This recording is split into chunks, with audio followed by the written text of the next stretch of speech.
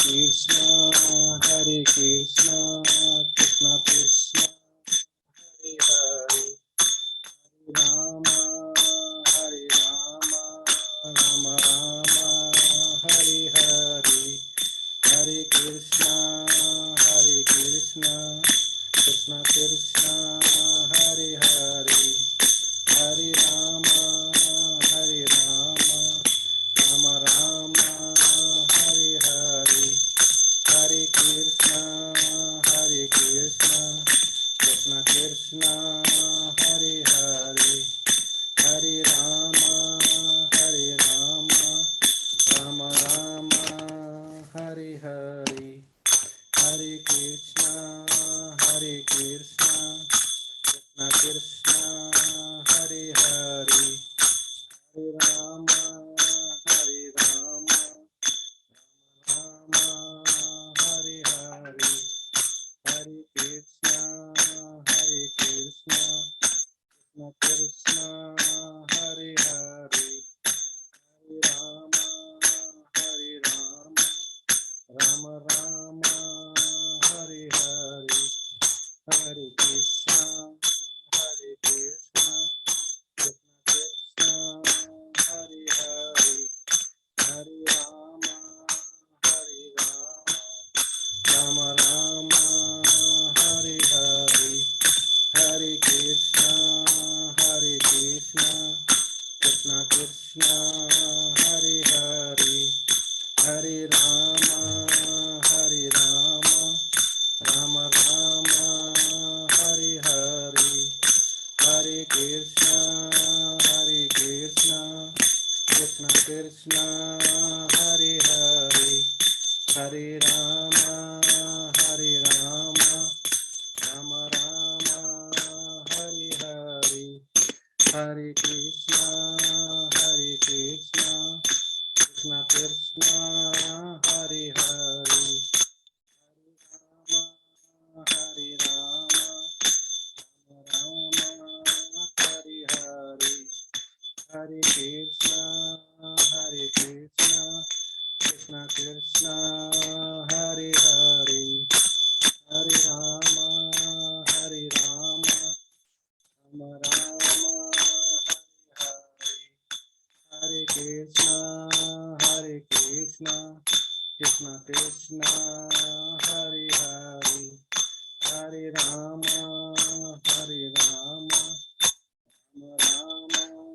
Hare Rama, Hare Krishna, Krishna Krishna, Hare Hare, Hare Rama,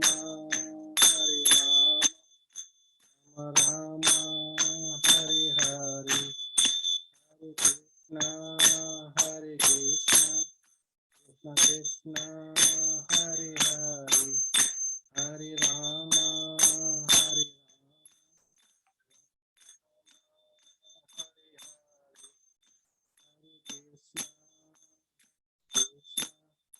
Krishna Krishna, Hare Hare, Hare Rama,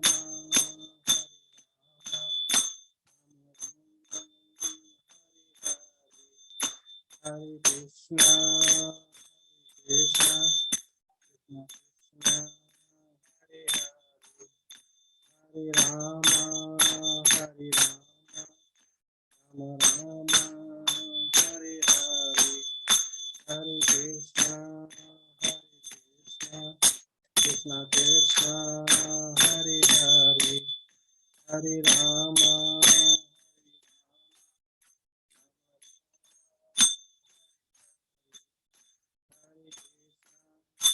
Hare Krishna,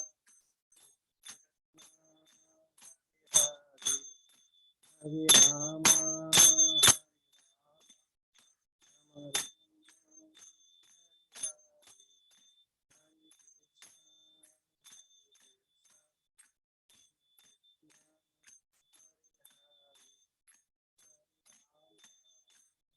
Rama, Hare Rama, Hare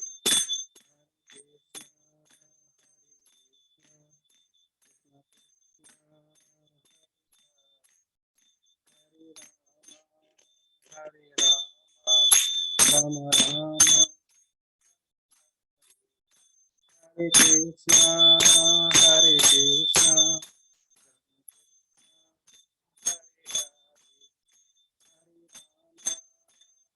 Ram Ram Ram Hare Hare. Hare Krishna.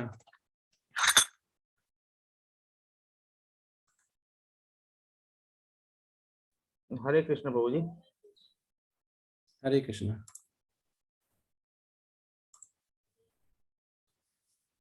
Slide visual है प्रभु जी? हाँ प्रभु जी, पूरा clear slide है। पुष्कर प्रभु जी आए हुए हैं।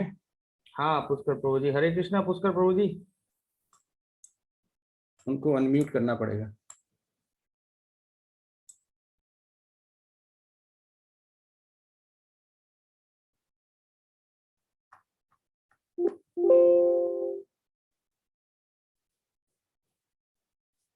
हरे कृष्णा। आज हमारा अध्याय 4 डे 4, जिसमें बहुत ही सुंदर ये अध्याय है। यही पूरा जो यहाँ से स्टार्ट होता है, जैसे कहते हैं ना चढ़ाई स्टार्ट होती है, कि यहाँ पे पहाड़ की स्टार्ट होती है चढ़ाई। ये ज्ञान योग जो कि एक भगवान का दिया हुआ, जब बोलते हैं तो उसको दिव्य ज्ञान बोलते हैं। भगवान अपनी मुख से, अपनी बाणी से आज ऐसा बताएंगे अर्जुन को कि जो कि उसने ना कभी सुना होगा और ना कभी अपनी इस बुद्धि से सोचा होगा। आज उसके ज्ञान का प्रकाश है वो बढ़ने वाला है, उसकी जो नॉलेज है वो इनहेंस होने वाली है, क्योंकि उसको ज्ञान जो अभी तक था वो भौतिक था। भगवान का शुद्ध भक्त था, ठीक है। और भगवान भी नॉलेज किसे देते हैं? अपने शुद्ध भक्त को, जो उस समय तैयार होता है सुनने के लिए। नहीं तो भगवान से निकले हुए वचन जो है आज गीता के रूप में हमें निकले हुए हैं प्रवचन, वो सारे ही छूट जाएंगे। क्योंकि ये एक जो कल बताया गया था कि लीडर होता है जो बेंचमार्किंग रेफरेंस बनाता है, वो ही फॉलो करते हैं। तो इसमें आप ये भी सीखेंगे कि गीता का ये पहली बार भगवान श्री कृष्ण ने मुख से नहीं बताई थी, ये पहले भी बता चुके हैं, आप वो भी सीखेंगे। और इसमें आप कर्म योग, जो कर्म के 3 प्रकार होते हैं, वो कर्म योग भी सीखेंगे। योग होता है जोड़ना, तो इसमें ये आत्मा को भगवान से जोड़ने के लिए कौन से हमें कर्म करने चाहिए, क्या और क्या डिफरेंस है जो अकर्म, कर्म और विकर्म है, ये भी आप देखेंगे। कर्म को कितनी तरह से बोला जाता है, विकर्म को कितनी तरह से बोला जाता है, निष्काम को कितनी तरह बोला जाता है, ये अब आने वाले जो स्लाइड्स आएंगी उनमें जो भी उसका बताया जाएगा, परपोर्ट टेक्स्ट का बताया जाएगा, उससे आप सीखेंगे। ये आप गीता का जो सोचते होंगे कि गीता जो है हम पहली बार ऐसा सोच रहे हैं या देख रहे हैं, ऐसा बिल्कुल नहीं है। 4.1 में श्री भगवान उवाचा, जो भगवान ने बोला, इमं विवस्वते योगाम प्रोक्त बान हव्यम विवस्वान बने प्रहाय मुनिर्छ्वा कबे ब्रवीता। भगवान श्री कृष्ण ने कहा कि मैं इस अमर युग विद्या का उपदेश सूर्यदेव विवस्वान को दिया, और विवस्वान ने मनुष्यों के पिता मनु को उपदेश दिया, और मन ने इसका उपदेश इक्ष्वाकु वंश को दिया। ये जो प्रथा चली आई है, जो कि वेद और शास्त्र में भी लिखा गया है, कि गीता का जो पहली बार किसको दिया गया? सूर्यदेव भगवान को। सूर्य को ही क्यों चुना गया? क्योंकि सूर्य क्या है? सभी जितने ग्रह हैं उनके सभी राजा हैं। सूर्य राजा हैं, इसलिए ये राजा क्या है? राजा क्या होता है? क्षत्रिय होता है।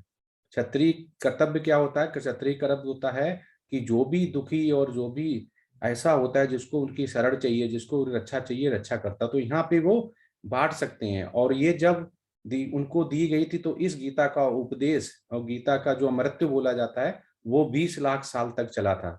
भगवान ने ये भी बोला हुआ है कि जब भी ये गीता का जो प्रारूप होता है, गीता का महत्व होता है, वो खत्म हो जाएगा और पाप अपने अति पे हो जाएगा, पाप चरम पर होगा, फिर मैं जन्म लूंगा, फिर ऐसे वृंदावन बनेगा, और फिर मैं ऐसे नरसंहार करूंगा और इसको धर्म की स्थापना करूंगा।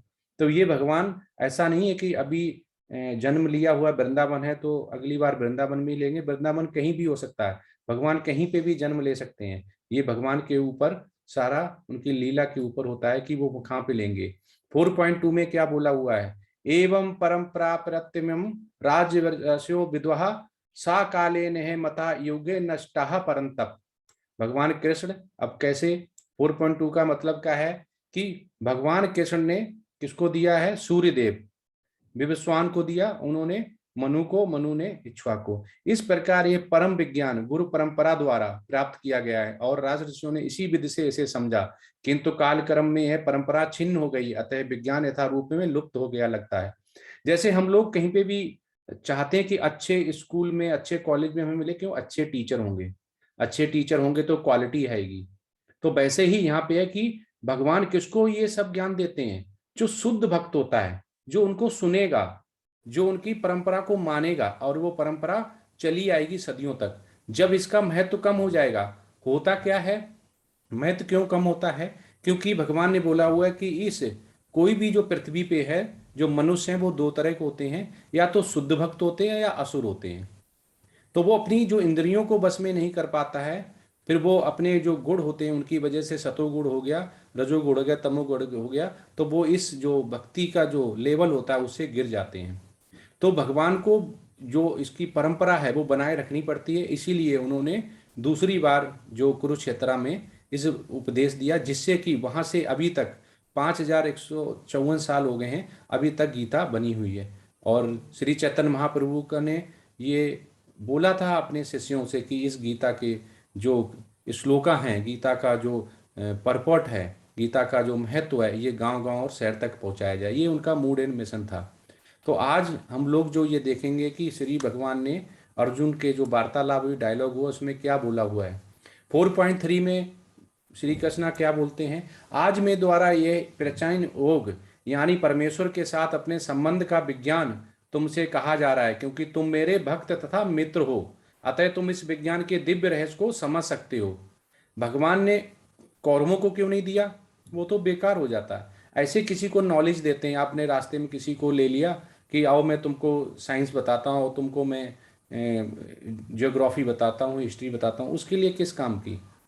तो ये देखना पड़ता है कि जिसको हम नॉलेज दे रहे हैं वो नॉलेज ट्रांसफॉर्म होगी कि नहीं होगी, अगले लेवल पे जाएगी कि नहीं जाएगी।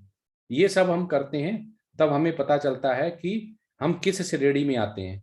अगर हम भगवान, अरे भगवत धाम जाना चाहते हैं, कृष्ण भावना भावित होना चाहते हैं, तो हमें भगवान को प्रसन्न करना पड़ेगा। यहाँ पे ये भी समझना पड़ेगा कि भगवान के लिए पूजा क्या है, और उनके जो डिपार्टमेंट चलाते हैं, जिनको हम बोलते हैं देवलोक, देवतागण हैं, उनकी पूजा करते हैं तो हमें क्या मिलता है, भगवान की पूजा करते हैं तो क्या मिलता है। कुछ लोग ये सोच लेते हैं कि हम जो मानव सेवा कर रहे हैं वो ही भगवान की भगवत धाम जाने के लिए होती है, ऐसा नहीं। तो ये सारी ही आज आपके अंदर जो कंफ्यूजन है वो आज कुछ ना कुछ कम हो जाएगी। हरे कृष्ण। यहाँ पे आप देखते हैं कि लॉर्ड कृष्णा कैसे जो एक हायरार्की है वो कैसे मेंटेन होती है। सबसे परम जो है परमात्मा जिसे बोलते हैं, सुप्रीम पावर गॉड हेड जिन्हें बोलते हैं, वो कौन है? लॉर्ड कृष्णा। उसके बाद जो उनके जितने भी देवलोक, उच्च लोक बोलते हैं, देवतागण आते हैं, लॉर्ड ब्रह्मा हो गया, श्री लक्ष्मी हो गए, लॉर्ड शिवा हो गया, फोर कुमाराज हो गया। उसके बाद ये माधवाचार्य, रामानुजाचार्य और विष्णु स्वामी और निम्बकराचार्य आते हैं। ये एक प्रोसेस है जो हम बार बार बोलते हैं कि हमें जो गीता की जो शिक्षा है वो कहाँ से लेनी चाहिए, हमें दीक्षा कहाँ से लेनी चाहिए? प्रमाणिक गुरु। क्योंकि प्रमाणिक गुरु क्या करता है, भगवान जो जैसे शब्द बोलते हैं वो सेम वैसे ही फ्लो में तुम्हें मिलता है। अगर कहीं आप लोग इधर से, जो कि बोनाफाइड स्पिरिचुअल मास्टर नहीं है, वो कोई भी गीता का परपट कहीं से भी उठा के बता सकता है, जो कि आप, हो सकता है कि वो गीता के अंदर नहीं लिखा हो, क्योंकि वेद और शास्त्र की नॉलेज ब्राह्मण को ही शोभायमान होती है, और जो इसको लेता है। क्योंकि पहले ब्राह्मण का कार्य क्या था? ब्राह्मण को भिक्षा लानी और उनको शास्त्र और वेद पढ़नी, और उसको नीचे जितने भी लोग उसके बड़ व्यवस्था में थे उनको प्रदान करनी। इसीलिए ये भगवान ने गीता का उपदेश दिया, जिससे कि ये लाखों सालों सालों साल तक चले, और जितना ज्यादा महत्व उसका चलता जाएगा उतनी ही उसमें उसको फायदा होगा और धर्म बना रहेगा। नहीं तो अतताइयों का नाश करने के लिए भगवान फिर जन्म लेंगे। इसमें देखेंगे उन्होंने इस श्लोका में बोला हुआ है। ये एक इसका जो कैसे हमारे पास आया हुआ है। कृष्णा ने सबसे पहले वेद और शास्त्र किसको बताया? ब्रह्मा जी को। ये ब्रह्मांड के पहले मनुष्य थे जो कि भगवान से निकले थे। उसके ब्रह्मा जी ने किसको बताया? नारद ने, नारद मुनि को, फिर उन्होंने व्यास मुनि को, उन्होंने माधवाचार्य को, उनमें पद्मनाभा को, उनको नारहरि को, माधवा को, ये पूरा यहाँ तक 32 तक स्पिरिचुअल मास्टर की आप जर्नी देख सकते हैं, एक दूसरे से इन्होंने पूरी नॉलेज ट्रांसफॉर्म की हुई है। तो ये है बोनाफाइड स्पिरिचुअल मास्टर की जर्नी, जो कि लिंक मिल रहा है।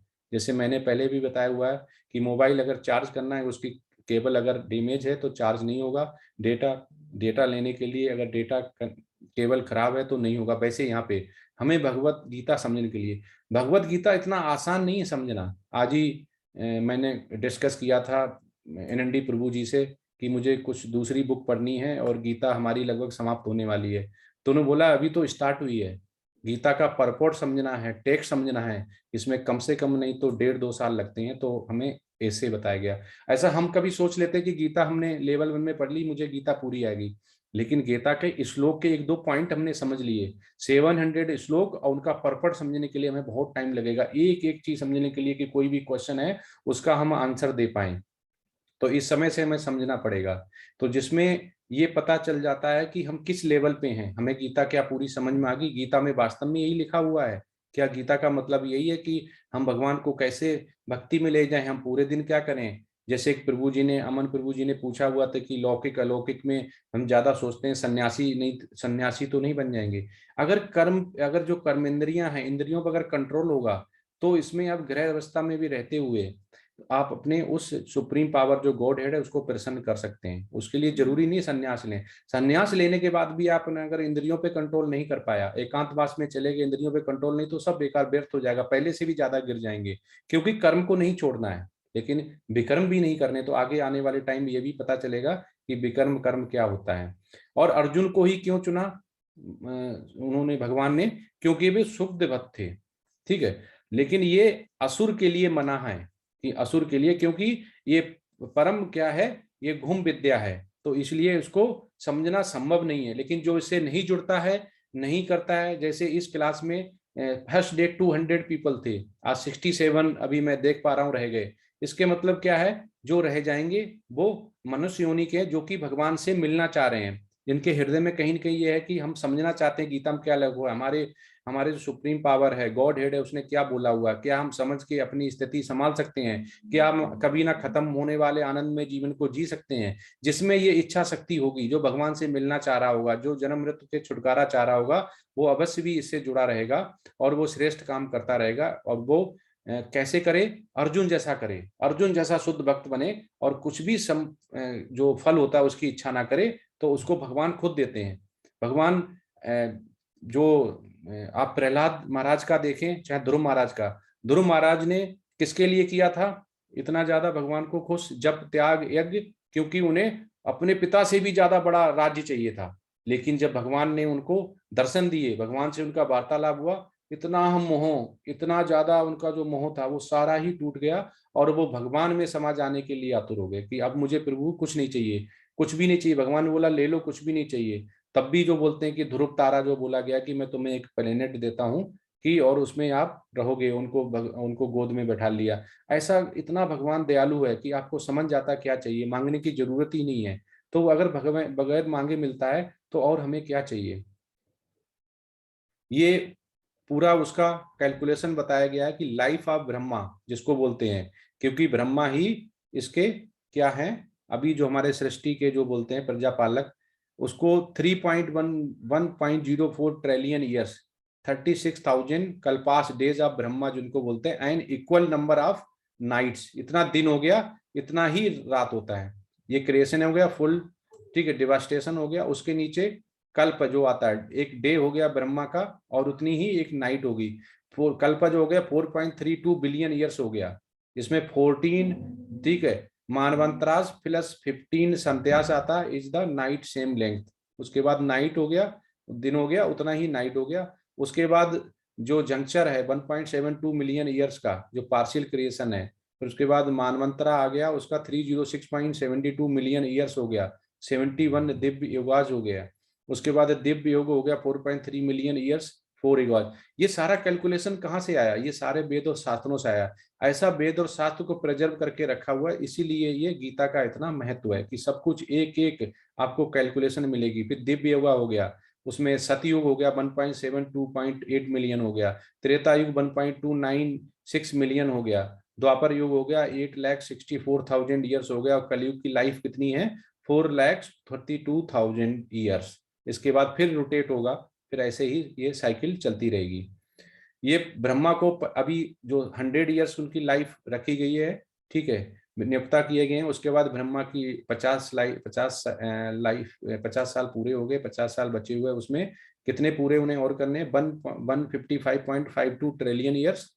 उसके बाद जो 6 मनमंत्रस खत्म हो गए हैं और 4 युगों के 27 चक्र पूरे, जिसको 6.6400 मिलियन ईयर्स हो गए। सत्य, त्रेता और द्वापर एक मिला के 9 इंटू 4,32,000 कितना हो गया, इसको 3.88 मिलियन ईयर्स हो गए हैं। और कलयुग में समय बीत गया है 5,117 ईयर्स, ठीक है। और ब्रह्म का जीवन 155.52 प्लस 0.001971.92, ये ट्रिलियन, लगभग 155.522 ट्रिलियन ईयर्स हो गया। आप सोच सकते हैं एक एक कैलकुलेशन, एक एक पॉइंटों में कैलकुलेशन है कि हम कहाँ पे हैं आज। हमारा पृथ्वी की लाइफ कितनी है, सूर्य की लाइफ कितनी है, चंद्रमा की लाइफ कितनी है, प्रलय कब आएगी, कब भगवान ने जन्म लिया, कब भगवान ने गीता को उपदेश दिया, पहले किसको दिया, इतना सारा कहाँ से आ गया। इतना सारा इसीलिए आ गया कि सारा हमारा रिकॉर्ड, जो भी वेद और शास्त्र हैं, जो किसने लिखे हुए हैं, सारे ब्राह्मण ने लिखे हुए हैं, जिनको भगवान ने किसी न किसी रूप में उनको बोला गया है। उसके बाद ये आता है कि 7 युगों के 27 साइकिल, सत्य, त्रेता, द्वापर युग हो गया। और ये जो हमारा हमें मिला हुआ है कि गीता का, वो यह स्वीकार करते हुए कि मनु के जन्म से पहले गीता का ज्ञान भगवान ने उनके शिष्य सूर्य देवता विवस्वान को दिया था। तो इसके मतलब कब दिया था, गीता को 12 लाख साल पहले, जो कैलकुलेशन से निकल आता है, पहले विवस्वान को दिया गया था, सूर्य भगवान को दिया गया था। उनको क्यों दिया गया था कि सूर्य भगवान सभी देवताओं के राजा माने जाते हैं, लेकिन इंद्र देवता हैं, ठीक है, राजा मानते हैं, लेकिन सारा अगर सूर्य नहीं है, चंद्रमा नहीं है, क्योंकि इनकी ही रोशनी, सूर्य प्रकाश सभी पे पड़ता है, तो इसलिए वो शुद्ध भक्त भी हैं और शुद्ध भक्त को ही देते हैं। तो मनु का जीवन कैलकुलेशन किया गया है कि 120.533 मिलियंस हो गया, 12 लाख। और गीता धरती पे कब आई, ये तो सूर्य भगवान को दिया, सूर्य भगवान कहाँ है, ऊपर है। अब धरती पे कब आई, तो त्रेता युग की शुरुआत में भगवान ने इस विज्ञान को विवस्वान ने मनु तक पहुंचाया। अब मनु मानव जात के पिता होने के नाते इसे अपने पुत्र महाराज इक्ष्वाक को दिया, जो इस पृथ्वी ग्रह के राजा थे और रघुवंश के पूर्वज थे, जिसमें भगवान रामचंद्र प्रकट हुए थे। इसलिए भगवत गीता मानव समाज में इक्ष्वाक के समय में अस्तित्व में है। तो ये गीता कब आई पृथ्वी पर, अगर कोई जानना चाहता है, तो 20 लाख साल पहले। कितनी पुरानी है, 20 लाख साल पहले। मनुष्य के कितने जन्म हो सकते हैं, 100 का डिवाइड कर दो तो कितने हो सकते हैं, 20,000 लगभग। तो त्रेता है द्वापर का युग 21,60,000, और टाइम इलेप्स्ड इन कलयुग में, अभी कलयुग मतलब जब भगवान से अभी तक, जब उन्होंने गीता दी तो 5,117 ईयर्स लगभग पूरे हो चुके हैं। ब्रह्मा का एक दिन कितना हो गया, 8 अरब 64 करोड़। ब्रह्मा का 1 घंटा कितना हो गया, 36 करोड़। ब्रह्मा का 1 मिनट कितना हो गया, 60 लाख ईयर्स। और ब्रह्मा का 1 सेकंड कितना हो गया, एक हो गया 1 लाख ईयर्स। ये अपने ईयर्स बताए जा रहे हैं धरती के। ये सारे अब रीतियों का डिटेल।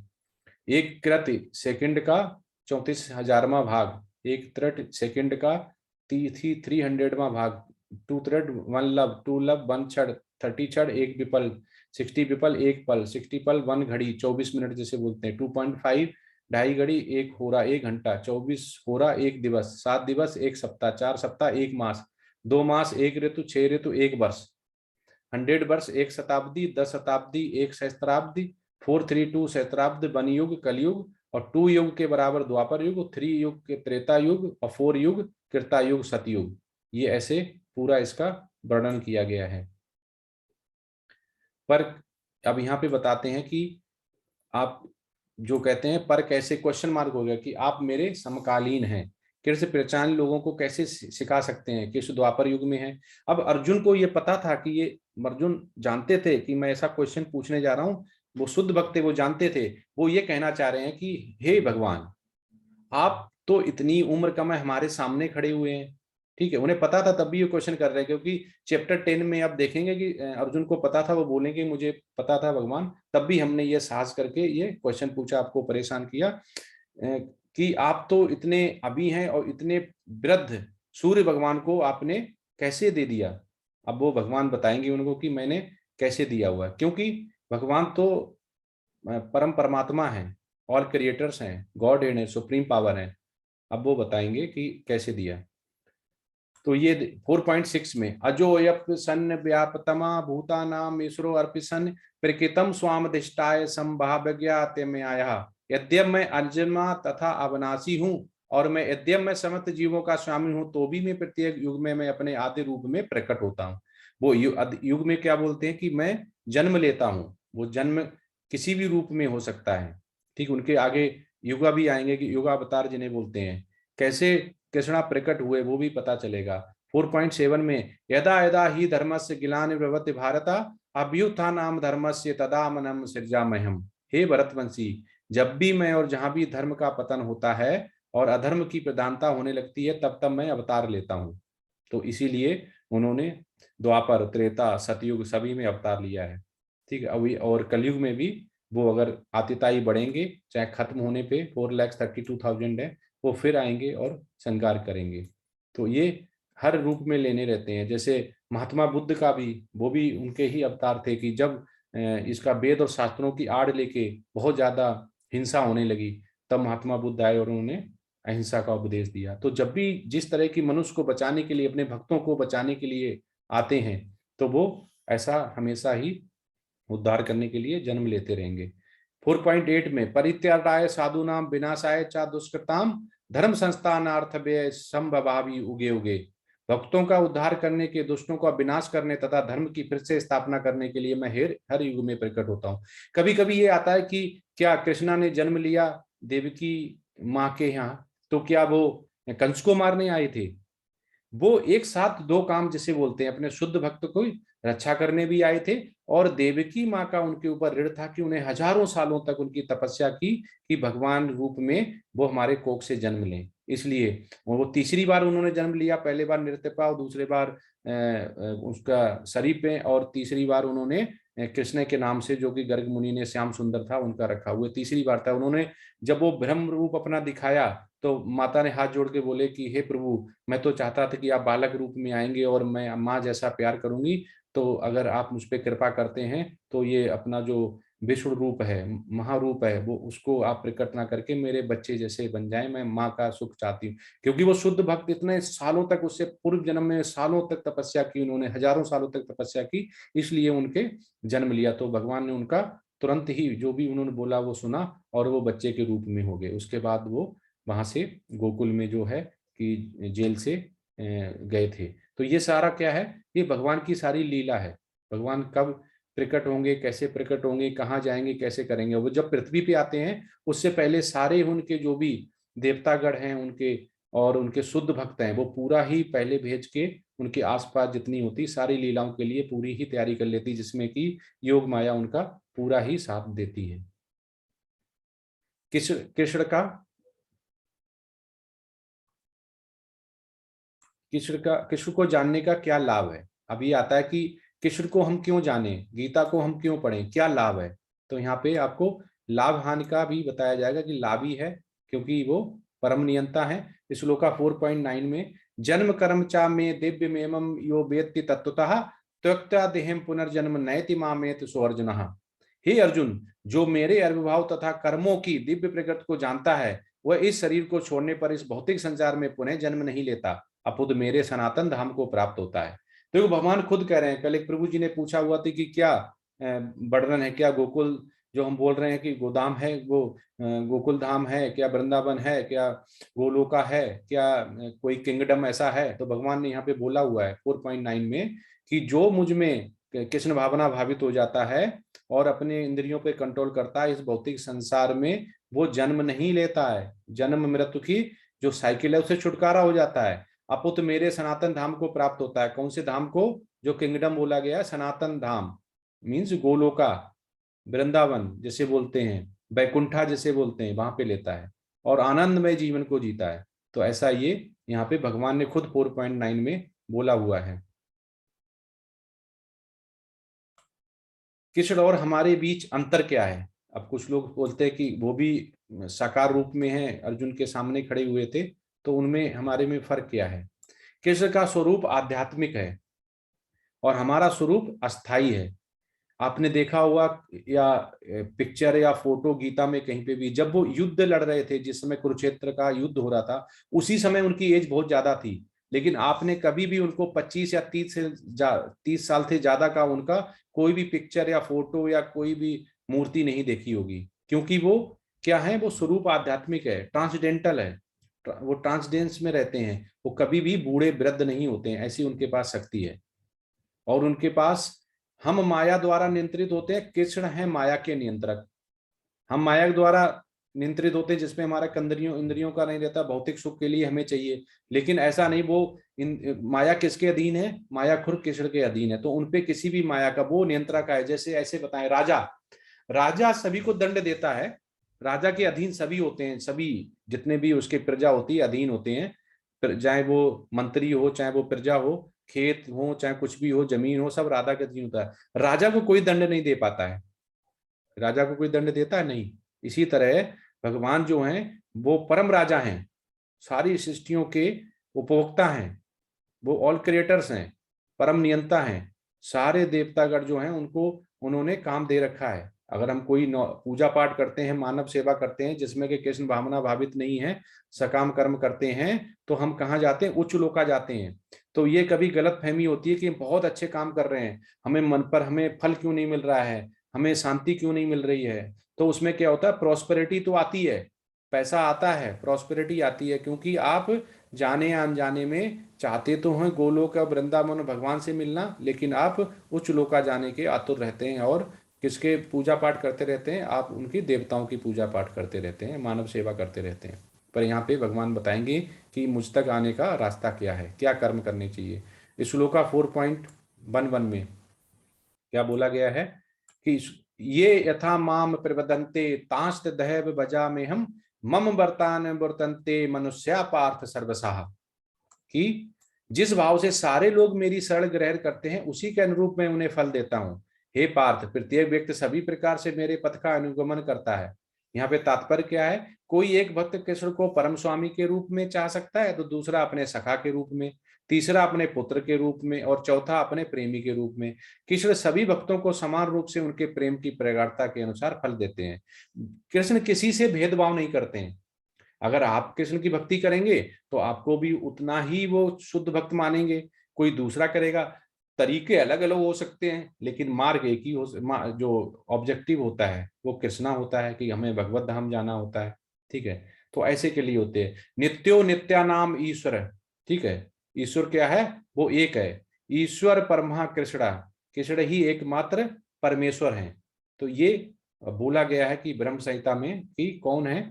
और जब हमारे जो चार हमने बोले गए, प्रभु जी ने क्वेश्चन पूछा था कि हम गृहस्थ जीवन हो गया या सन्यास तो नहीं लेंगे, तो यहाँ पे चार बोले गए कि हम कैसे सेवा कर सकते हैं उनकी। एक हो गया ब्रह्मचारी, हो गया गृहस्थ, हो गया वानप्रस्थ, हो गया तथा सन्यासी हो गया। इन चारों में से किसी भी रूप में रहते हुए भगवान की सेवा कर सकते हैं और कभी ना समाप्त होने वाले जो आनंदमय जीवन को जी सकते हैं। जैसा प्रभुपाद ने बोला हुआ है, श्री चैतन्य महाप्रभु ने बोला हुआ है कि कुछ नहीं करना है, कि इस भौतिक जगत में हम कलयुग में बैठे हुए हैं, हम जैसे बीमार होते हैं मेडिसिन लेते हैं, वैसे ही हमें अगर अपने ब्रेन को साफ करना है, क्योंकि जब हमारे कपड़े साफ कपड़े साफ करने होते तो कपड़े हम गंदे हो जाते धोते हैं, वैसे ही हमारा घर गंदा हो जाता हम धोते हैं, ऐसे ही हमारे ब्रेन और आत्मा को भी शुद्ध करना पड़ता है। और शुद्ध कब होगा? जब हम भगवान की शरण में चले जाएंगे, भगवान ने जैसा ही वेद और शास्त्र में बोला हुआ वैसे हम पूजा करेंगे और उनका मानेंगे तो करेंगे। तो सभी लोग जितने भी भक्तगण हैं, डिवोटीज हैं, वो कृपा करके कम से कम नहीं तो एक माला जप जो 108 होती है और 109वीं सुमेरु होती है, वो हरे कृष्ण का महामंत्र पढ़ना स्टार्ट कर दें। वो अपने में चेंजेस डे फर्स्ट से ही देख सकते हैं कि उनमें कितना आनंद आता है, कितना माइंड स्टेबल रहता है। क्योंकि ज्यादातर समस्या क्या रहती है कि लोग पूछते हैं, मुझसे भी पूछते हैं कि प्रभु जी मेरा मन अशांत रहता है, परेशानियां रहती हैं और थोड़ा थकावट सी रहती है, थोड़ा एनर्जी नहीं रहती है, इंटेलिजेंसी कम है। अरे आपको कब आएगी? कब? जब रात के 12 बजे आप मोबाइल देख के वीडियो देख के सोएंगे और सुबह लेट उठेंगे, तो ऐसे नहीं हो पाएगा। आपको ब्रह्म मुहूर्त जो बोला गया है 4:30 या 5 बजे के आसपास उठ के उस ब्रह्म मुहूर्त में आपको सारा नित्यवान होना है और भगवान की पूजा अर्चना करनी है। उसके बाद पूरा ही दिन अच्छा जाएगा। आपको अपनी साइकिल जो है वो चेंज करनी पड़ेगी, तभी भगवान आएंगे। आप चाह रहे कि पूजा पाठ कर रहे हैं, उठ रहे लेट लेट सो रहे हैं, सुबह लेट उठ रहे हैं, पूजा हो रही दोपहरी में, भगवान को भोग लग रहा है, फिर आप खा रहे हैं, फिर जा रहे हैं आ रहे हैं, तो इससे सारी साइकिल डिस्टर्ब हो जाती है। साइंटिफिक रीजन है कि भगवान, जब भी भगवान की हम माला जब करते हैं तो अपने आप ही स्वतः ही हमारा सारी संतुष्टि आ जाती, मन शांत रहने लगता है, उसके बहुत ही फायदे होने लगते हैं। तो ऐसा आपको करना चाहिए। भगवान कितने अति सुंदर उनका यहाँ पे चित्र दिखाया गया है कि वो जब भी बांसुरी बजाते थे तो सारे जितने भी गायें थी वो उनकी बांसुरी पे एकदम मंत्रमुग्ध हो जाती थी, और जहां भी होते थे वहीं चले जाते थे। सारे उनके जो भी सखा थे वो बहुत ही साथ साथ साथ रखे उनकी सेवा करते थे, ऐसा बोला गया है। और इसमें बताया गया है कि 4.12 में कि इस संसार में मनुष्य सकाम कर्मों में सिद्धि चाहते हैं, फलस्वरूप वे देवताओं की पूजा करते हैं। निस्संदेह इस संसार में मनुष्यों को सकाम कर्म का फल शीघ्र प्राप्त होता है। जो हमने 3 कर्म बताए थे, एक सकाम हो गया, ठीक है, एक अकर्म हो गया, एक विकर्म हो गया। विकर्म कौन करता है? विकर्म जो करता है जो बिल्कुल ही तामसी गुण होते हैं जिसमें, ठीक है। उसके बाद जो सकाम कर्म होता है जो कि देवताओं को खुश करने के लिए, मानव सेवा हुई, देवताओं को खुश करने के लिए हुए, उससे क्या होगा? क्योंकि अल्टीमेट कौन है? जैसे एक स्कूल का एग्जांपल लें, आप टीचर है, टीचर के ऊपर प्रिंसिपल होता है, प्रिंसिपल के ऊपर मैनेजमेंट होता है, तो फाइनल एक कोई न कोई उसमें मैनेजमेंट में होता है जो सबसे ऊपर होता है। ऐसे ही जो देवता गण है ये सारे एक तरह का हायरार्की में, स्कूल का एग्जाम्पल लें तो टीचर है, उसके ऊपर प्रिंसिपल हो जाता है, ब्रह्मा हो गए, उसके ऊपर हमारे श्री भगवान हो गए। तो वैसे ही समझना पड़ेगा। इस जगत के देवताओं के विषय में भ्रांत धारणा और विद्वता का धम्म करने वाले अल्पज्ञ मनुष्य इन देवताओं को परमेश्वर के विभिन्न रूप में मान बैठते हैं। वस्तुतः ये देवता ईश्वर के विभिन्न रूप नहीं होते हैं, किंतु वे ईश्वर के विभिन्न अंश होते हैं। ईश्वर तो एक ही है किंतु अंश अनेक हैं। ईश्वर एक है, ईश्वरः परमः कृष्णः। ये लिखा गया कि ईश्वर एक है, वो कौन है? परमः कृष्ण, कृष्ण है। तो इसलिए हमें कभी भी ये जो अंतर समझना है कि हम किसी की पूजा पाठ अगर करते हैं तो हमें बड़े सोच समझ के करना चाहिए कि हमें चाहिए क्या। हमें इसी भौतिक जगत में दोबारा आना है? क्या हमें प्रॉस्पेरिटी चाहिए? क्या पैसे से, रुपये से पैसा हल हो जाएगा? पैसे रुपये से हमें शांति मिल जाएगी? क्या हम भगवत धाम चले जाएंगे, गोलोका चले जाएंगे, वृंदावन चले? क्या हम स्टेबल कर सकते हैं अपने माइंड को? क्या हम अपने विवेक को बढ़ा सकते हैं? तो आप कैसे बढ़ा सकते हैं वो इस आप आगे इसमें देख सकते हैं कि भगवान क्या कह रहे हैं। अब भगवान ने बोला हुआ है कि 4.13 में, चातुर्वर्ण्यम मया सृष्टम गुण कर्म विभाग सा तस्य कर्तारमपि मां विद्य कर्तारम व्ययम। प्रकृति के 3 गुणों और उनसे संबंध कर्म के अनुसार मेरे द्वारा मानव समाज के 4 विभाग रचे गए। यद्यप मैं इस व्यवस्था का सृष्टा हूं, और किंतु मैं जान लो कि मैं इतने पर भी अव्यय करता हूं। तो इसमें क्या है कि भगवान जो साइकिल बताई गई है कि भगवान आपको भय भेद, जो वर्ण भेद होते हैं उसमें कोई भी समानता है वो उसी उसी हिसाब से स्वीकार करते हैं। उनके लिए सभी बराबर हैं, वो चाहे क्षत्रिय है, चाहे ब्राह्मण है, चाहे वो वैश्य है, चाहे वो शूद्र है, उनके लिए सभी बराबर हैं। लेकिन सबको भक्ति धाम में अगर कृष्ण भावना भावित रहते हैं वो समान ही फल मिलता है। ना माम कर्माण लिम्पन्ति ना मे कर्म फले स्पहा इति माम योज विजानाति कर्म भिन्न सा बध्यते। मुझ पर किसी कर्म का प्रभाव नहीं पड़ता, ना ही मैं कर्म फल की कामना करता हूँ। जो मेरे संबंध में इस सत्य को जानता है वह कभी भी कर्मों के पास में नहीं बंधता। भगवान ऑल नियंत्रक हैं, उन पे वो स्वतंत्र हैं। जैसे एक जज होता है वो खुद फैसला लेता है लेकिन खुद स्वतंत्र होता है, एक राजा होता है खुद फैसला लेता है उसका स्वतंत्र होता है, वैसे ही यहाँ पर भगवान है वो स्वतंत्र है। उनका योग माया हो गई, माया हो गई, उस पर कोई प्रभाव नहीं डालता, कोई भी प्राकृतिक गुण का उन पर कोई असर नहीं पड़ता है। वो हमेशा ही ट्रांसडेंटल रहते हैं, हमेशा ही जितने भी उनकी एज है उतनी ही एज रहती, ना उनकी एज बढ़ती नहीं, कभी भी वृद्ध नहीं होते हैं, इतना उनका ट्रांसडेंटल है। तो ये क्या होता है कि भगवान को जान लेने से ही मनुष्य, भगवान को अगर जान ले तो मनुष्य का जो जन्म तथा मृत्यु से उसकी मुक्त की पूर्ण अवस्था प्राप्त कर सकता है, केवल जानने से ही। वो ये नहीं कह रहे जानने के बाद अगला स्टेप क्या है, क्या करना है। केवल जान लेने से ही मनुष्य जन्म तथा मृत्यु से मुक्त की पूर्ण अवस्था प्राप्त कर सकता है। अगर भगवान को जान ही ले उसी से हो जाता है, ठीक है। भगवत गीता में जो अनुसार है कि साधु जो हैं, जो हमारे ब्राह्मण होते हैं, वो ही वेद और शास्त्र को आगे लेके जाते हैं, और वो ही सबसे पहले इस भगवान के जो गोलोका वृंदावन में होता है वो सबसे ज्यादा वहां पे उनकी उपस्थिति होती है। ये बताया गया बड़ भेद क्या है। और 4.15 में क्या है, प्राचीन काल में समस्त मुक्त आत्माओं ने मेरी दिव्य प्रकृति को जान करके ही कर्म किया और उसके अनुसार कर्म करने के अनुसार अतः तुम्हें चाहिए कि उनके पद चिन्हों का अनुसरण करते हुए अपने कर्तव्य का पालन करो। अब क्या कह रहे हैं अर्जुन को कि जैसे उन्होंने पहले किया हुआ है ऐसे ही वो हमें आज हमें इसमें कलयुग में वो शिक्षा देना चाह रहे हैं कि हम जब इसे पढ़ें कि 20 लाखों सालों तक अगर गीता रहेगी तो उसको जो भी पढ़े वो क्या कहें कि प्राचीन काल में समस्त मुक्त आत्माओं ने मेरी दिव्य प्रकृति को जान करके ही कर्म किया। जब हम दिव्य प्रकृति जान लेंगे तो हम कैसे कर्म करेंगे, हम निष्काम करेंगे। अतः तुम्हें चाहिए कि उनके पंच चिन्हों का अनुसरण करते हुए अपने कर्तव्य का पालन करो। इसलिए हमें वो शिक्षा दे रहे हैं कि हमें क्या करना है कि उनके पद चिन्हों का अनुसरण करें, जैसे अर्जुन ने किया, जैसे हनुमान ने किया। शुद्ध भक्त बिल्कुल भगवान के लिए करना, कोई फल की इच्छा नहीं चाहिए। हनुमान का कोई भी राजमहल पाठ सोना जेवर कुछ नहीं था, उन्होंने केवल भगवान की जो भी बोला उनकी इच्छा पूरी की और पूरा ही जीवन अपना किसमें बिता दिया, अपने शुद्ध भक्ति में। तात्पर्य यहाँ क्या, मनुष्यों की दो श्रेणियां हैं। वो दो श्रेणियां कौन सी हैं, कुछ के मनों में दूषित विचार भरे रहते हैं और कुछ भौतिक से स्वतंत्र होते हैं। कृष्ण भावना अमृत इन दोनों श्रेणियों के व्यक्तियों के लिए समान रूप से लाभप्रद है। जिनके मनों में दूषित विचार भरे हैं उन्हें चाहिए कि भक्ति के अनुष्ठानों का पालन करते हुए कर्मिक शुद्धकरण के लिए कृष्ण भावना अमृत को ग्रहण करें, और जिनके मन पहले से ही ऐसी अशुद्धियों से स्वच्छ हो चुके हैं वे उसी कृष्ण भावना अमृत में अग्रसर होते रहें, जिससे अन्य लोग उनके आदर्श कार्यों का अनुसरण कर सके और लाभ उठा सके। यहाँ पे दो श्रेणियां क्या हैं, दो श्रेणियां ये हैं कि एक पहले से ही भक्ति में है, एक भक्ति में आना चाहता है, एक बहुत आगे है, एक आना चाहता है। तो भगवान सबके लिए, दोनों के लिए शुद्धिकरण है। अगर शुद्धिकरण क्या है कि कृष्ण भावना अमृत को ग्रहण करें। कृष्ण भावना अमृत क्या है, कृष्ण के लिए जो वेद और शास्त्रों में लिखा हुआ वो करना। हमारी इंद्रियां हैं, अब हमें करना क्या है, सिंपल कलयुग में जो बोला गया है कि हमें जो बोलते हैं कि chant Hare Krishna and be happy, Hare Krishna का महामंत्र जपना है। जो 4 हमें प्रिंसिपल रेगुलेटरी बोले गए हुए हैं उसमें क्या है कि मदिरापान नहीं करनी है, मीट नहीं खाना है, और हमें क्या गेम्बलिंग नहीं करनी, जुआ नहीं खेलना है, और अवैध संबंध नहीं बनाने हैं। 2 हो गए। तीसरा हो गया जो इंद्रियां हैं, हमारे आंखों से क्या देखना है, आंखों से हम जब भी देखें तो शुद्धि ही देखें।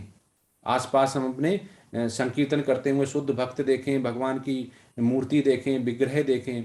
और कानों से हम सुने तो भगवान की ही लीला सुने, गीता सुने, वेदों सुने, शास्त्र सुने, ब्रह्म संहिता सुने, महापुराण सुने, विश्व पुराण सुने, ये सुने।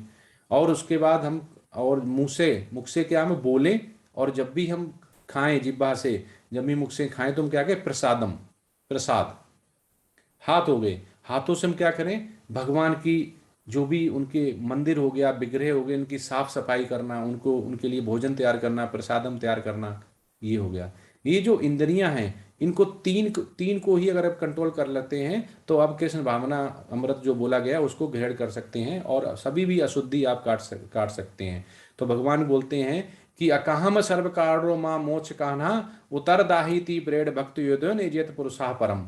ये उन्होंने बोला हुआ है ब्रह्म संहिता में कि मनुष्य चाहे निष्काम हो या फल का इच्छुक हो, वो करता क्या है, परम युक्त का इच्छा ही क्यों ना हो, लेकिन वो कृष्ण भावना अमृत में हो सकता है। तो भगवान की सेवा करनी चाहिए जिससे कि पूर्ण श्रद्धि जो सिद्धि बोलते हैं प्राप्त हो सके, जिसका कि जो समान जो पुण्य मिलता है वो किसके, कृष्ण भावना अमृत के बराबर हो जाता है, कृष्ण भावना अमृत में आ जाता है।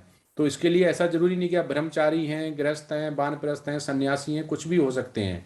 तो ऐसा करके ही आप कृष्ण भावना अमृत, उसके बड़ा सिंपल है कि कृष्ण भावना अमृत में 3 ही पॉइंट हैं, अगर वो आप करते हैं आज कलयुग में तो हो जाए। क्योंकि कलयुग में एज बहुत कम है, काल चक्र जैसे बोले गए बहुत कम है, और हमारे पास समय भी नहीं है, भौतिक उसमें है, इंद्रियों को कंट्रोल करना भी है। तो उसी हिसाब से देते हैं जिस हिसाब से हमारी बीमारी होती है। कुछ लोग बोलते हैं, प्रभुपादा से अमेरिका में क्वेश्चन पूछा कि आप ब्रेन वॉश करते हैं, प्रभु जी ने बोला यस करता हूं। उन्होंने बोला कैसे, उनके पूछा गया तो बोला कि आपके वस्त्र गंदे होते हैं आप धुलते हैं, यस। घर गंदा होता धुलते हैं, बोला यस।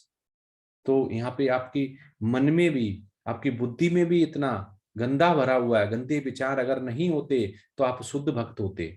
क्योंकि वहां पे उस समय हिप्पी थे, हिप्पी ऐसे ही रोड पे लेट जाते थे, बड़े बड़े बाल होते थे, कोई कर्म नहीं, कोई धर्म नहीं है। तो सबसे पहले उन्होंने हिप्पी को ही सिखाया कि कर्म क्या है। सबसे पहले उन्हें ही जोड़ा, जो सबसे मुश्किल काम था, कोई कहाँ की सरकार भी नहीं कर पा रही थी। सबसे पहले गीता का उपदेश उन्हीं को सुनाना चाहा उन्होंने, सारा परपट उन्हीं को सिखाया, सारा गीता बनाया, उसके बाद पूरे आज विश्व में फैल गई।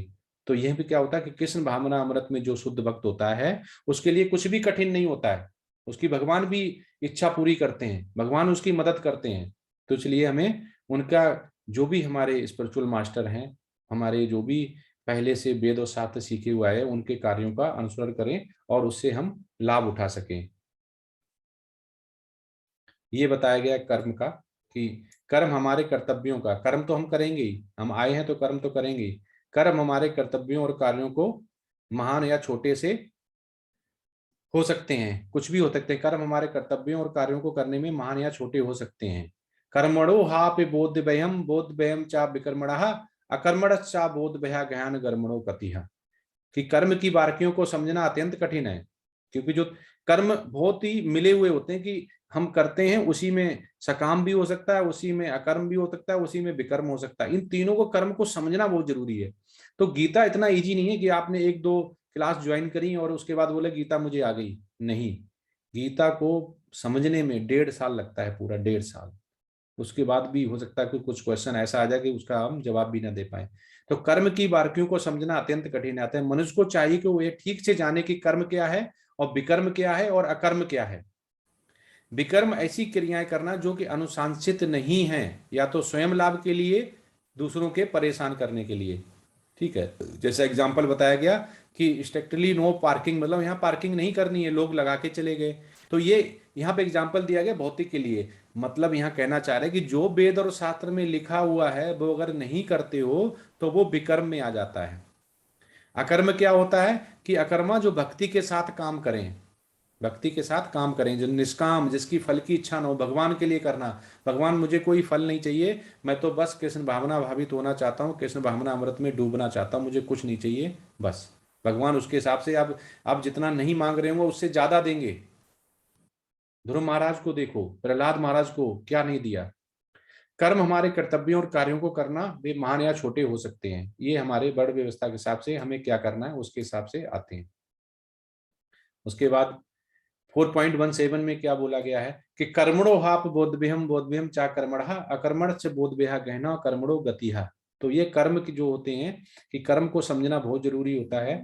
और कर्म कुछ भी हो सकते हैं, उन कर्म को समझना, उनको, उनके जो अंतर होते हैं उनको अंतर को समझना, जिससे कि हम सही रास्ते पे जा सकें। नहीं तो हम क्या सोचेंगे कि हमारा जो भगवत धाम का जाने का है, या हमें मृत्यु और जन्म से छुटकारा लेना है, या हमें स्टेबल इंद्रियां करनी है, या हमें सुखी आनंदमय जीवन जीना है, उसकी प्राप्त नहीं हो पाएगी। फिर हम बोलते हैं कि हम बहुत दिन से भगवान की सेवा तो कर रहे हैं पर इसका फल नहीं आ रहा है। फल जब ही आएगा जब आप डिफरेंस समझ पाएंगे।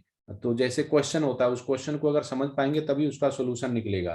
तो सोल्यूशन जब ही निकलता है, तो इसलिए भगवान को हमें भगवत धाम जाने के लिए जो भी गीता और जितने भी वेद पुराण में लिखा है उसको हम करते हैं तो भगवत धाम मिलता है। तो इसीलिए हमें करना चाहिए।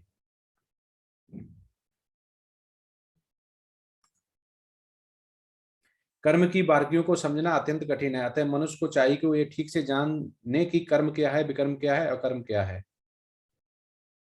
अपने कर्म फलों की सारी आसक्ति को त्याग कर सदैव संतुष्ट तथा स्वतंत्र रहकर वह सभी प्रकार के कार्यों में व्यस्त रहकर भी कोई सकाम कर्म नहीं करता। तो ये भगवत गीता के जो गीता 4.20 में लिखा गया है कि हम इस भौतिक जीवन में, जगत में आ तो गए हैं, कलयुग में बैठे हुए हैं, लेकिन हमें ये समझना पड़ेगा कि हम क्या करें, हम कैसे जुड़ें। हमें चाहिए तो सब कुछ, हमें प्रॉस्पेरिटी चाहिए, हमें इंद्रियां चाहिए, हमें सफलता चाहिए, लेकिन उसके लिए कर्म क्या करना है, उस कर्म को भी समझना पड़ेगा। तो जो व्यक्ति कृष्ण भावना अमृत में पूर्णतया लीन रहता है उसे अपने आध्यात्मिक कर्मियों के योगदान कारण अवश्य ही भगवत धाम की प्राप्त होती है, क्योंकि उसमें हवन आध्यात्मिक होता है और हवि भी आध्यात्मिक होती है। तो जो भी यज्ञ करता है, हवन करता है, वो उससे क्या होता है कि हमारे देवतागण खुश होते हैं। मानव सेवा करते हैं, हमने कहीं गरीब को खिला दिया, उसको कर लिया, उससे देवतागण खुश होते हैं, उससे प्रॉस्पेरिटी मिलती है। लेकिन अगर भगवान को खुश करना है तो भगवान के लिए जो वेद और शास्त्रों में लिखा है वो डायरेक्ट करना पड़ेगा। तभी आपको आत्मा की शुद्धि होगी, आत्मा शुद्ध होगी, मन साफ होगा, कर्म और इंद्रियों पे कंट्रोल होगा, तो आप हैप्पीली लाइफ जी सकते हैं। तो यहाँ पे ये समझना पड़ेगा कि क्या करना है। इनमें से कुछ विशुद्ध ब्रह्मचारी षड्ववाद क्रियाओं तथा इंद्रियों को मन की नियंत्रण रूप में अग्नि में स्वाहा कर देते हैं, तो दूसरे लोग नियमित ग्रस्त इंद्र विषयों को इंद्रियों की अग्नि में स्वाहा कर देते हैं।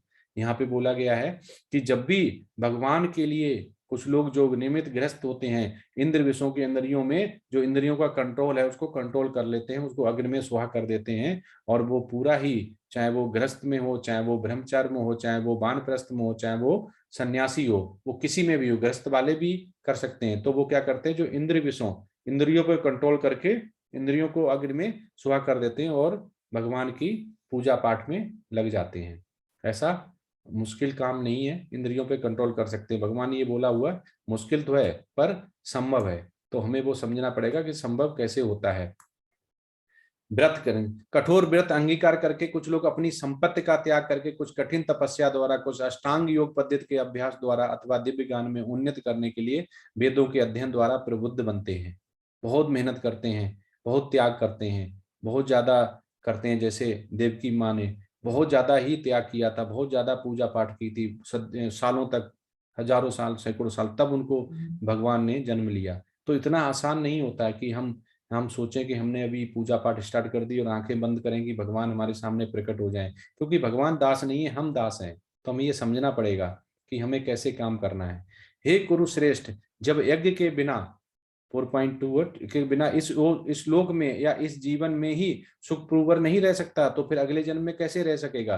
तो वो कहते हैं कि जब यज्ञ के बिना, जब यज्ञ हम करते हैं, जो हमें बताया गया है कि जब यज्ञ करते हैं, वेद पुराण शास्त्र में लिखा हुआ, तो हमें क्या होता है कि जो भी हमारा इकोसिस्टम है वो मेंटेन रहता है और प्रॉस्पेरिटी आती है, रेन होता है तो हमारा खान्य दान होता है, उसके बाद हम प्रसादम बनाते हैं, भगवान को प्रसाद चढ़ाते हैं। अल्टीमेट कौन हम क्या है, अल्टीमेट हमारा सुप्रीम पावर गॉड हेड ही है, श्री कृष्णा, जो सभी उसके अधीन है, चाहे कोई देवतागण हो, चाहे वो कुमार हो, चाहे वो कोई भी हो, सब उनके ही अधीन है। हे परंतप, द्रव्य यज्ञ से ज्ञान यज्ञ श्रेष्ठ है। ये पार्थ, हे पार्थ, अंतगोत्वा सारे कर्म का अवसान दिव्य ज्ञान में ही होता है। ज्ञान कैसा होना चाहिए, दिव्य ज्ञान। एक ज्ञान होता है कि साइंस का पता है, मैथ का पता है, हिस्ट्री का पता है, उसका पता है, लेकिन वो उससे, उसमें भगवान कहाँ है, उसमें भगवान है ही नहीं, वो तो पूरा मेटलिस्टिक हो गया। उससे आपको प्रॉस्पेरिटी आएगी, लेकिन उसको बैलेंस करना पड़ेगा, प्रॉस्पेरिटी को बैलेंस करना पड़ेगा। बैलेंस कैसे करेंगे, वो बैलेंस आप जब भगवान के बारे में जान जाएंगे, जब गीता आप पढ़ लेंगे, आप मंत्रा हरि चैंटिंग स्टार्ट करने लगेंगे, तो अपने ऑटोमेटिक आपको पता चलना लगेगा कि हमें क्या करना है। 4.34 में तदद्य प्राणपातेन परिपृश्येन सेवया उपदेशन्ते ते ज्ञानम ज्ञानन तत्त्वदर्शिनः। तुम गुरु के पास जाकर सत्य को जानने का प्रयास करो, उनसे विनीत होकर जिज्ञासा करो और उनकी सेवा करो। स्वरूप सिद्ध व्यक्ति तुम्हें ज्ञान प्रदान कर सकते हैं, क्योंकि उन्होंने सत्य का दर्शन किया है। सत्य का दर्शन का मतलब यहाँ पे क्या है कि उन्होंने वेद और शास्त्र को सुना है, उन्होंने पढ़ा है, उसमें क्या लिखा है। ऐसा नहीं कि उन्होंने पढ़ा नहीं है, सुना नहीं है, स्पिरिचुअल मास्टर थे और वो आपको बोल रहे हैं। क्योंकि जब हम श्रवण नहीं करेंगे, श्रवण सबसे अच्छा माना गया, जब हम श्रवण नहीं करेंगे तो हम जो बोलेंगे वो हमेशा सत्य नहीं बोल सकते, अच्छे शब्द नहीं बोल सकते, क्योंकि जब तक हमारे पास नॉलेज आएगी नहीं तब तक हम नहीं बोल पाएंगे। तो इसलिए हमें श्रवण करना बहुत जरूरी है, हमें स्पिरिचुअल मास्टर से नॉलेज लेना बहुत जरूरी है, जो कि एक सिस्टम से आती है। इसलिए इस परम भूख विद्या को समझना संभव नहीं है, क्योंकि सूर्य श्रेष्ठ थे, अर्जुन उनके भक्त थे, इसलिए उनको ये गुम जो नॉलेज थी वो दी थी भगवान ने। ठीक है, ये बताया गया कि एक आखेटक है ये 4.36 में। तो ये कर्म हो गए कि यदि तुम्हें समस्त पापियों में भी सर्वाधिक पापी समझा जाए तो भी तुम दिव्य ज्ञान रूपी नाव में स्थित होकर दुख सागर को पार करने में समर्थ होगे। वो क्या कहना चाह रहे हैं कि आप चाहे कितने भी पहले से पापी हो, पाप हो, लेकिन एक बार आपने भगवान को कृष्ण भावना भावित हो गए तो आप क्या होंगे कि आप भगवत धाम को जाने के लिए आप तैयार हो सकते हैं। जैसे 4.37 में बताया गया है कि जैसे प्रज्वलित अग्नि ईंधन को भस्म कर देती है, उसी तरह हे अर्जुन ज्ञान रूपी अग्नि भौतिक कर्मों के समस्त फलों को जला डालती है।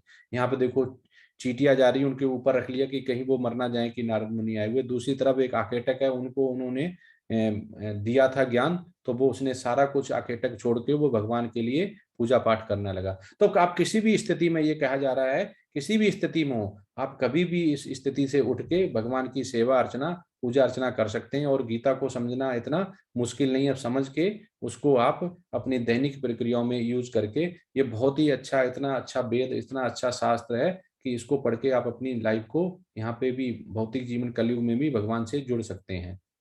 4.39 में कि जो श्रद्धाल श्रद्धाल श्रद्धाल दिव्य ज्ञान में समर्पित है और जिसने इंद्रियों को बस में कर लिया है, वह इस ज्ञान को प्राप्त करने का अधिकारी है और इसे प्राप्त करते हुए तुरंत आध्यात्मिक शांति प्राप्त हो जाता है। लोग बोलते हैं मुझे शांति नहीं है, देखो क्या लिखा हुआ 4.39 में, खुद शास्त्र और वेद में, इतने दिव्य वेद में लिखा हुआ है कि वो अगर सब कुछ कर लेता है, ज्ञान को प्राप्त कर लेता है, तो वो उसका अधिकारी हो जाता है और आध्यात्मिक शांति को प्राप्त है। आध्यात्मिक शांति एक बार आ गई, एक शांति होती है कि हमें ऐसी भौतिक जगत में हमें पास सब कुछ आ गया है, हम खुश हैं कि ये शांति है, बस हो गया सब कुछ, वो शांति नहीं है, वो क्षणिक मात्र है, वो टेम्पररी है। अगर हमें परमानेंट चाहिए तो हमें क्या करना पड़ेगा, हमें आध्यात्मिक शांति भी चाहिए होगी।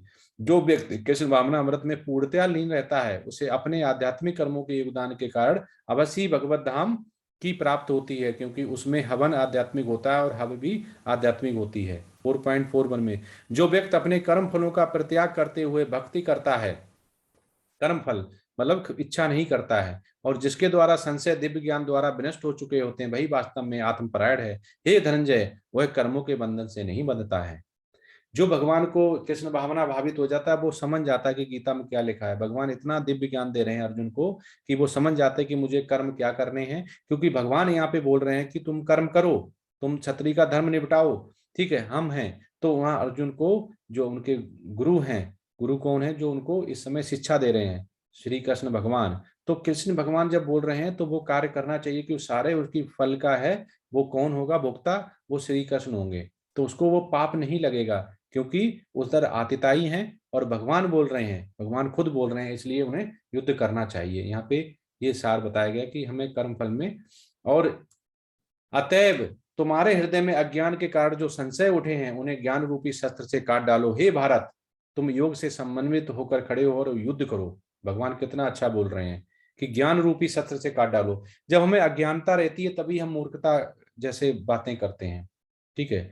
जो अल्प ज्ञान होता है वो बहुत ज्यादा खतरनाक होता है, जब ज्ञान आ जाता है धीमे धीमे तो हम जान जाते हैं। तो वही वो कह रहे हैं कि अतएव तुम्हें हृदय में अज्ञान के कारण अज्ञानता है, अब तुम ज्ञान रूपी सत्य से काट डालो, थोड़ा समझदार बनो, हम क्या बोल रहे हैं, तुम्हें क्या करना है, तुम क्या हो ये समझो और युद्ध करो, खड़े हो जाओ और युद्ध करो। ये कर्म में बता रहे हैं। स्वामी प्रपाद के कुछ शब्द इस चैप्टर पे, इस अध्याय में जिस योग पद्धति का उपदेश हुआ है वह सनातन योग कहलाता है। इस योग में दो तरह के यज्ञ कर्म किए गए, एक तो द्रव्य यज्ञ का है, दूसरा आत्मज्ञान का यज्ञ, जो विशुद्ध आध्यात्मिक कर्म है। यदि आत्म साक्षात्कार के लिए दिव्य यज्ञ की नहीं किया जाता है तो यज्ञ भौतिक बन जाता है, किंतु जब कोई आध्यात्मिक उद्देश्य या भक्ति से यह किया करता है तो पूर्ण यज्ञ होता है। आध्यात्मिक क्रियाएं भी दो प्रकार की होती हैं, आत्मबोध व अपने स्वरूप को समझना तथा श्री भगवान विषयक सत्य। जो भगवद गीता के मार्ग का पालन करता है वह ज्ञान की इन दोनों श्रेणियों को समझ सकता है।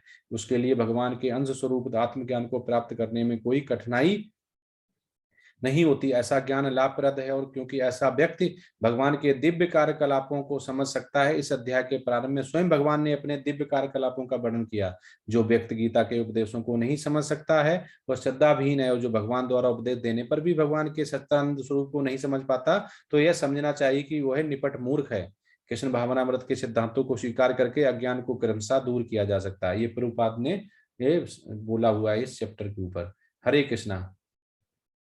ये आज का यहाँ समाप्त हुआ ज्ञान योग, इसमें काफी ज्ञान था, तो ये आप लोग पीडीएफ मिल जाएगी। हरे कृष्णा। आप क्वेश्चन पूछ सकते हैं।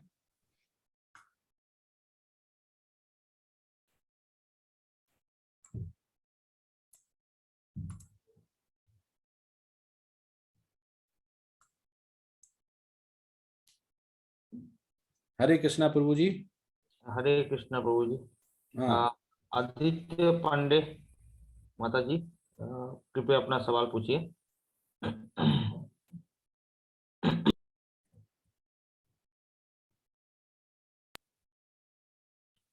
आदित्य पांडे माता जी, हरे कृष्णा।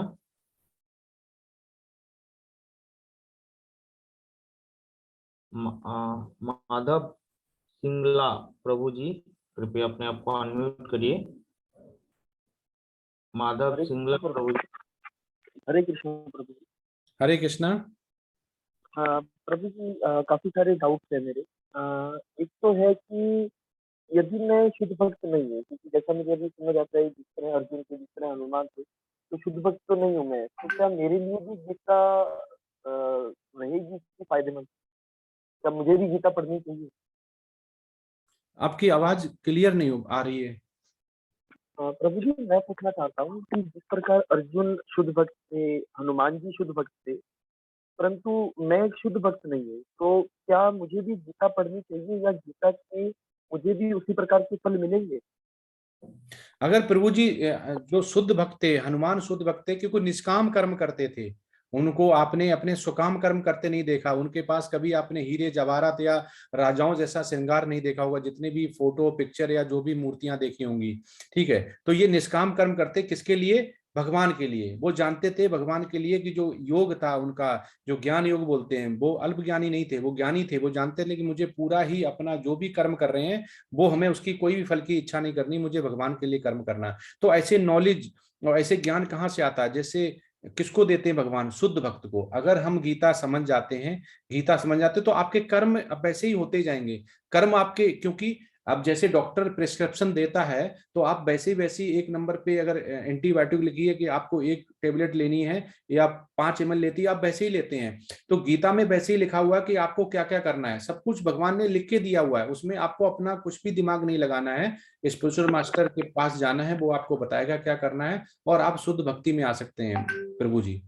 आप अगर शुद्ध, क्योंकि आप नहीं परिभाषा जानते शुद्ध भक्त क्या है, क्योंकि आप अपने आप को नहीं आंक सकते हैं। हमें वेद और शास्त्र की जिसको नॉलेज है वो ही बताएगा आपको क्या सकाम है, क्या आपको विकर्म है, क्या कर्म है। और अकर्म विकर्म तो सभी लोग जानते हैं कि हम कैसा कर्म कर रहे हैं, क्योंकि भौतिक के लिए हम करते हैं तो प्रॉस्पेरिटी आती है, उसे हम सोच लेते हैं कि ये भगवान के लिए कर रहे हैं। ऐसा नहीं है, वो देवताओं के लिए होता है, तो उससे हमें भगवत धाम या गोलोका नहीं मिलेगा। जी प्रभु जी, आपने अभी एक बात कही कि जब हम स्पिरिचुअल मास्टर के पास जाते हैं, तो यदि मैं इस्कॉन के साथ भी आता हूँ, तो इस्कॉन में भी बहुत तरह के गुरु मुझे मिल सकते हैं। तो इस्कॉन में अवेलेबल जो गुरु हैं, जो मास्टर हैं, उनमें से भी क्या मैं किस प्रकार निर्धारित कर सकता हूँ कि मुझे किस गुरु की शरण में जाना चाहिए? प्रभु जी, मैं ऐसा नहीं बोल रहा हूं कि मैंने इस्कॉन का नाम नहीं लिया कि आप सोचें कि इस्कॉन का। आप किसी भी स्पिरिचुअल मास्टर थे, एज यू विश, आप फ्री हैं, किसी स्पिरिचुअल मास्टर से जा सकते हैं जिसका की गुरु है। आप अपने आसपास भी देख सकते हैं जिसका गुरु है। गुरु मतलब गुरु परंपरा में है, बोनाफाइड है। अब जैसे ये चिट फंड आते हैं, उनका कोई रजिस्टर्ड नहीं होता है, और हम लोग चिट फंड में पैसा डालते हैं, वो बैंक या जो स्मॉल कॉमर्शियल बैंक होती भाग जाती है। इसके मतलब क्या है? उसके ऊपर आईआरडीए का या रिजर्व बैंक का कोई कंट्रोलर नहीं था। ऐसे ही तो हमारी सारी दीक्षा शिक्षा बेकार हो जाती। इसलिए सबसे अच्छा है कि हम कोई भी गुरु आसपास देखें, उसका स्पिरिचुअल मास्टर का पूरी हिस्ट्री देखें कि उसका गुरु कौन है, उस गुरु का गुरु कौन है, क्या वो भगवान श्री कृष्ण से कनेक्ट हो रहा है, क्या श्री कृष्ण भगवान ने ब्रह्मा को, ब्रह्मा जी ने नारद को, नारद जी ने वेद व्यास को, वेद व्यास ने सुखदेव गोस्वामी को, ऐसे करते करते क्या वो आ रहा है? क्योंकि आज हमारे पास श्री कृष्ण ने का जो सार है, प्रभुपाद ने और श्री चैतन्य महाप्रभु ने बोला हुआ कि कलयुग में बुद्धि बहुत है, लोग सभी जानते हैं, तेज। भगवान श्री कृष्ण के सार ये भी निकलता है कि जो कलयुग में हम तेज बहुत हैं पर तेजस्वी नहीं है प्रभु जी। जब तेजस्वी हो जाएंगे तो हमें पता चल जाएगा ज्ञान योग से कि कौन था स्पिरिचुअल मास्टर है जो कि इस श्रृंखला में आता है, जो कि स्पिरिचुअल बोनाफाइड बोलते हैं प्रभु जी। तो बोनाफाइड स्पिरिचुअल मास्टर वो है जो कि भगवान श्री कृष्ण के उपदेश से जुड़ा हुआ है। जी प्रभु जी। प्रभु जी, फिर इसमें एक और डाउट मुझे आता है कि अ, जिस प्रकार की अभी एक आपने चार्ट दिखाया था, जिसमें श्री कृष्ण से ब्रह्मा, ब्रह्मा जी से नारद जी, और फिर धीरे-धीरे चलते हुए स्वामी प्रभुपाद जी तक ये ज्ञान आया है। तो उसमें जो नंबरिंग लिखी हुई थी, तो 32वें स्थान पर स्वामी प्रभुपाद जी का नाम था। और जो कृष्ण जी ने ये वेदों का ज्ञान दिया था, वो कुछ हजारों या लाखों वर्ष पूर्व ब्रह्मा जी को दिया था। तो इतने हजारों लाखों वर्ष में क्या केवल 32 लोगों के बीच ही वो स्थानांतरित हुआ, या फिर जो आपने टेबल दिखाई थी हमें, उसमें और भी लोग हैं जो उसमें नहीं लिखे हुए? प्रभु जी, ये जो हमारी एज है, जो कलयुग में अगर आप जोड़ रहे हैं कि 32 × 100 कर दिया, 3200 हुए। लेकिन द्वापर त्रेता में जो ऊपर लेंगे, नारद ब्रह्मा जी का जो अभी बताया गया कितना एज है, उसके बाद आप मनु भगवान की कितने 20 लाख जो बोला गया, उससे पहले 12 करोड़ था, उसको छोड़ के जो बीच वाले जो है वही लाखों सालों करोड़ों साल ले जाते हैं। तो इसलिए 32 है, उसने वो सीरीज बताई हुई है। लेकिन जो ऊपर वाले जो ईयर्स हैं, जो ऊपर देंगे नीचे नीचे कम होते जा रहे हैं। जैसे प्रभुपाद हो गए 100 ईयर्स, उसके ऊपर रहेंगे वो 150 रहेंगे, उसके अंदर 200, फिर 300, फिर एक एक जन्म जो ऊपर जो श्री कृष्ण के बाद ब्रह्मा हो गए, ब्रह्मा का तो अभी भी ईयर चल रहे हैं, अभी भी उनके बचे हुए हैं, 50% ही हुए, उनके 50 ईयर्स ही हुए हैं ब्रह्मा जी के, 100 ईयर्स पूरे करने, उसमें 1.2 ट्रिलियन हो गए, 12 करोड़ के मतलब 6 करोड़ साल रह गए। तो ऐसे प्रभु जी ये पूरा लिया गया है कि 32 की सीरीज में नहीं है कि उसके ऊपर आपने नहीं देखा हुआ कि जो कृष्ण भगवान के बाद जो है उनकी एज बहुत साल थी। जैसे मनु भगवान हो गए 12 लाख पहले साल उन्होंने दिया हुआ, उसके बाद 5154 साल हो गए तो इसके द्वापर के, तो ऐसे करके ये दिया हुआ प्रभु जी। धन्यवाद प्रभु। हरे कृष्णा। नेक्स्ट नेक्स्ट अंजना दे माता जी, कृपया अपने आप को अनम्यूट करिए। अंजना दे माता जी। हरे कृष्ण प्रभु जी। हरे कृष्णा माता जी।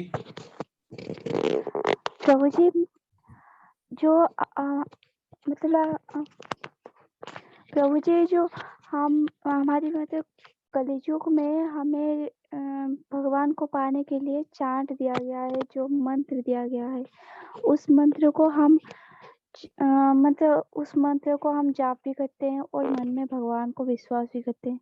तो मेरी यही पूछना है कि भगवान जी मतलब तब हमें मूर्ति पूजन क्या करनी चाहिए? क्या मूर्ति पूजन जरूरी है? नहीं, ऐसा नहीं है। मूर्ति पूजन जरूरी नहीं है कि मूर्ति किसकी पूजन कर रहे हैं। अगर आप किसी देवता गढ़ की कर रहे हैं तो आप कर सकते हैं, उसको छोड़ना नहीं है, क्योंकि देवता भी डायरेक्ट किसके नियंत्रण में है, भगवान के। तो उसको प्रॉस्पेरिटी मिलेगी, वो तो आपका एक तरह का एडिशनल बोनस पॉइंट होगा, लेकिन उससे केवल प्रॉस्पेरिटी मिलेगी, उससे दिव्य ज्ञान नहीं मिलेगा। आपको पैसा मिलेगा, अच्छी लाइफ जी सकते हैं, लेकिन आपको मृत्यु और जन्म के साइकिल से छुटकारा नहीं मिलेगा। अगर आपके प्रारब्ध हुए सिंफुल एक्टिविटी में, तो हो सकता है आप उससे दोबारा एनिमल लाइफ में भी जा सकते हैं। योनियां 84 लाख योनियों को क्रॉस नहीं करके तो आप मनुष्य का जीवन नहीं मिलता है, तो आप किसी भी योनि में जा सकते हैं। लेकिन माता जी उसके साथ साथ जो प्रेस्क्राइब्ड किया गया है, एक दवा जो प्रेस्क्राइब्ड की गई है कलयुग के लिए कि 16 माला मिनिमम चैंट करने हैं, 16 धीमे धीमे बढ़ा सकते हैं, एक करते हैं तो थोड़ा आने लगेगा। ठीक है, देखो अल्प ज्ञान से बढ़िया कि कुछ ज्ञान आ जाए। ठीक है, ज्ञान की तरफ बढ़ना है, 1 माला करें, फिर 2 माला करें, 3 माला करें, 4 जो प्रिंसिपल बोलेंगे रेगुलेटरी अगर वो नहीं करते हैं, और जो 5 इंद्रियां हैं उनसे जो लिखा गया कि क्या करना है, अगर वो आप करते हैं तो समझो आप कनिष्ठ भक्ति से मध्यमा भक्ति, और मध्यमा के बाद जब आप और ज्यादा इंद्रियों को कंट्रोल करते हैं, काफी आराम से करते हैं, क्वालिटी के साथ करते हैं, तो आप उत्तमा भक्ति में जाते ही आप शुद्ध भक्त बन जाते हैं। मूर्ति को पूजा नहीं करनी है, ऐसा कहीं पे नहीं लिखा हुआ, नहीं करनी है। आपको तोड़ना नहीं, जोड़ना है माता जी। आप इसको भी करें, उसको भी करें, लेकिन आपको डिफरेंस पता करना पड़ेगा कि हम जो कर रहे हैं वो वास्तव में भगवान के भगवत धाम जाने का रास्ता है या नहीं है। वो कहाँ से पता चलेगा? वो आपको गीता से पता चलेगा। जैसे भगवान ने इसमें बोला हुआ था, भगवान बोला ना, तस्मे में दिव्यात मृत्यु में नमा पंथा विदते उपानया, श्री सदैथा उपनिषद में बोला गया है ना कि कौन है कि भगवान को जान लेने से मनुष्य जन्म तथा मृत्यु से मुक्ति की पूर्ण अवस्था प्राप्त कर सकता है। ये लिखा हुआ श्वेतासर उपनिषद 3.8 में माता जी। तो इतने एविडेंसेस दिए गए हैं, हमें केवल क्या करना है कि भगवान को जान लेना है कि भगवान क्या कह रहा है, हमें उस पर विश्वास करना है, बस फिर हमारा रास्ता बिल्कुल तय है। आपको छोड़ना कुछ भी नहीं है, कुछ भी नहीं छोड़ना है, आपको जोड़ना है। हो सकता है कि हमें कहीं जगह जाना था, हमने रास्ता गलत ले लिया, हमें वहां पहुंच के तो वहां से रास्ता करेक्ट कर सकते हैं माता जी। धन्यवाद प्रभु जी। हरे कृष्णा।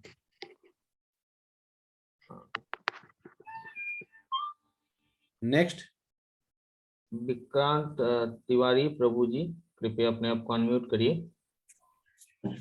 हरे कृष्णा प्रभु जी। हरे कृष्णा। प्रभु जी मेरे को ये पूछना था कि जैसे मेरा जो काम है, मैं जो जॉब करता हूँ, मैं इंश्योरेंस सेक्टर में काम करता हूँ, और मेरे को कई सारे वहाँ पे झूठ बोलने ही पड़ते हैं पैसा कमाने के लिए। घर पे भी पैसा लाना है, घर अपने मम्मी पापा को भी देना है।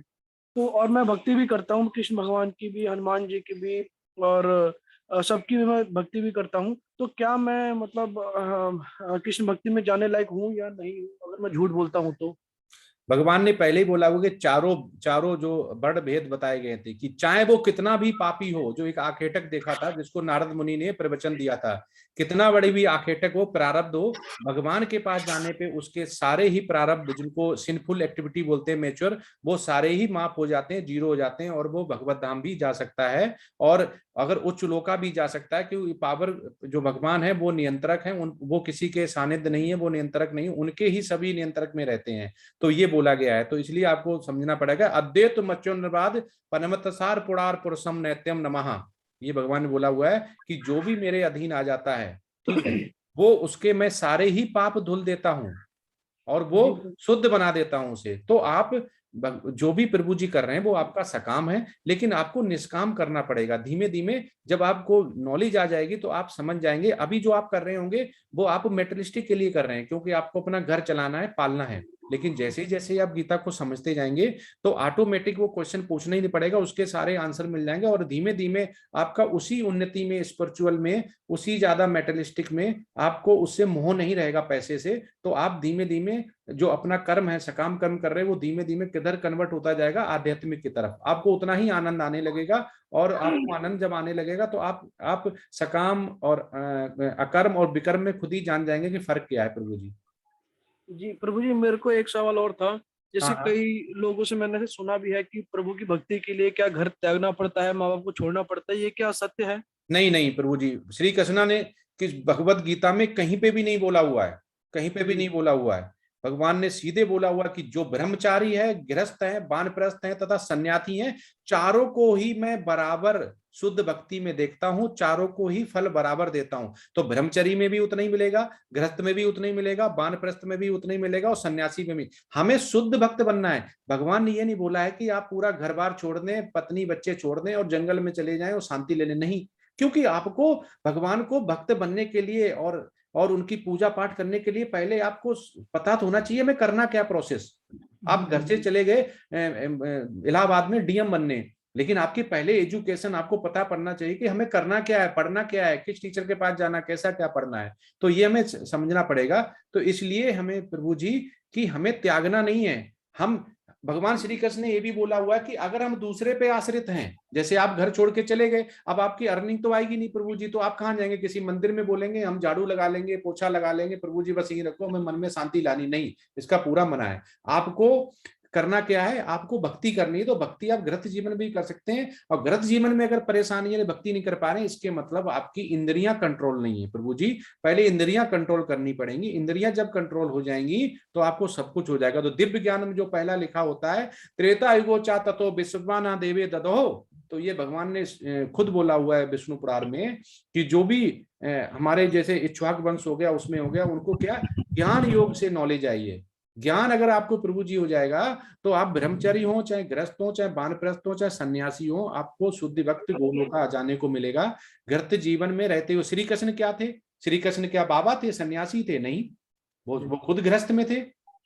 वो राजा के यहाँ, यदुवंशी के यहाँ रहे, और उन्होंने तब भी उतना ही प्रवचन दिया, उतना ही उन्हें ज्ञान योग दिया अर्जुन को। और अर्जुन भी क्षत्रिय थे, राजा थे। ऐसा नहीं कि उन्होंने किसी ऋषि मुनि को पकड़ के दिया हो कि हाँ, भगवान श्री कृष्ण हमेशा ऋषि मुनि को ही देते हैं। पहले उन्होंने सूर्य भगवान को दिया, उसके बाद शुद्ध भक्त के आते अर्जुन को दिया। जी प्रभु जी, एक चीज और था मेरे से।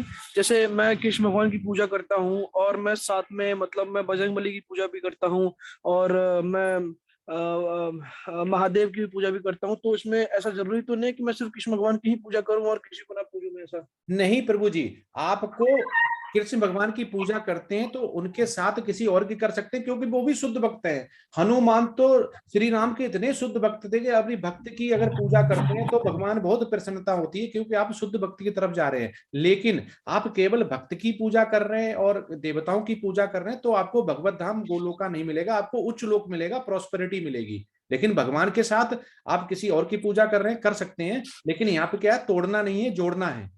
जी जी जी, धन्यवाद प्रभु जी। हरे कृष्णा। हरे कृष्ण। हरे कृष्ण। अमन प्रभु जी, कृपया अपने आप को अनम्यूट करिए। हरे कृष्णा अमन प्रभु जी। हरे कृष्णा प्रभु जी। हरे कृष्णा। अमन प्रभु जी डेली क्वेश्चन तैयार करके लिख के रखते हो लग रहा है।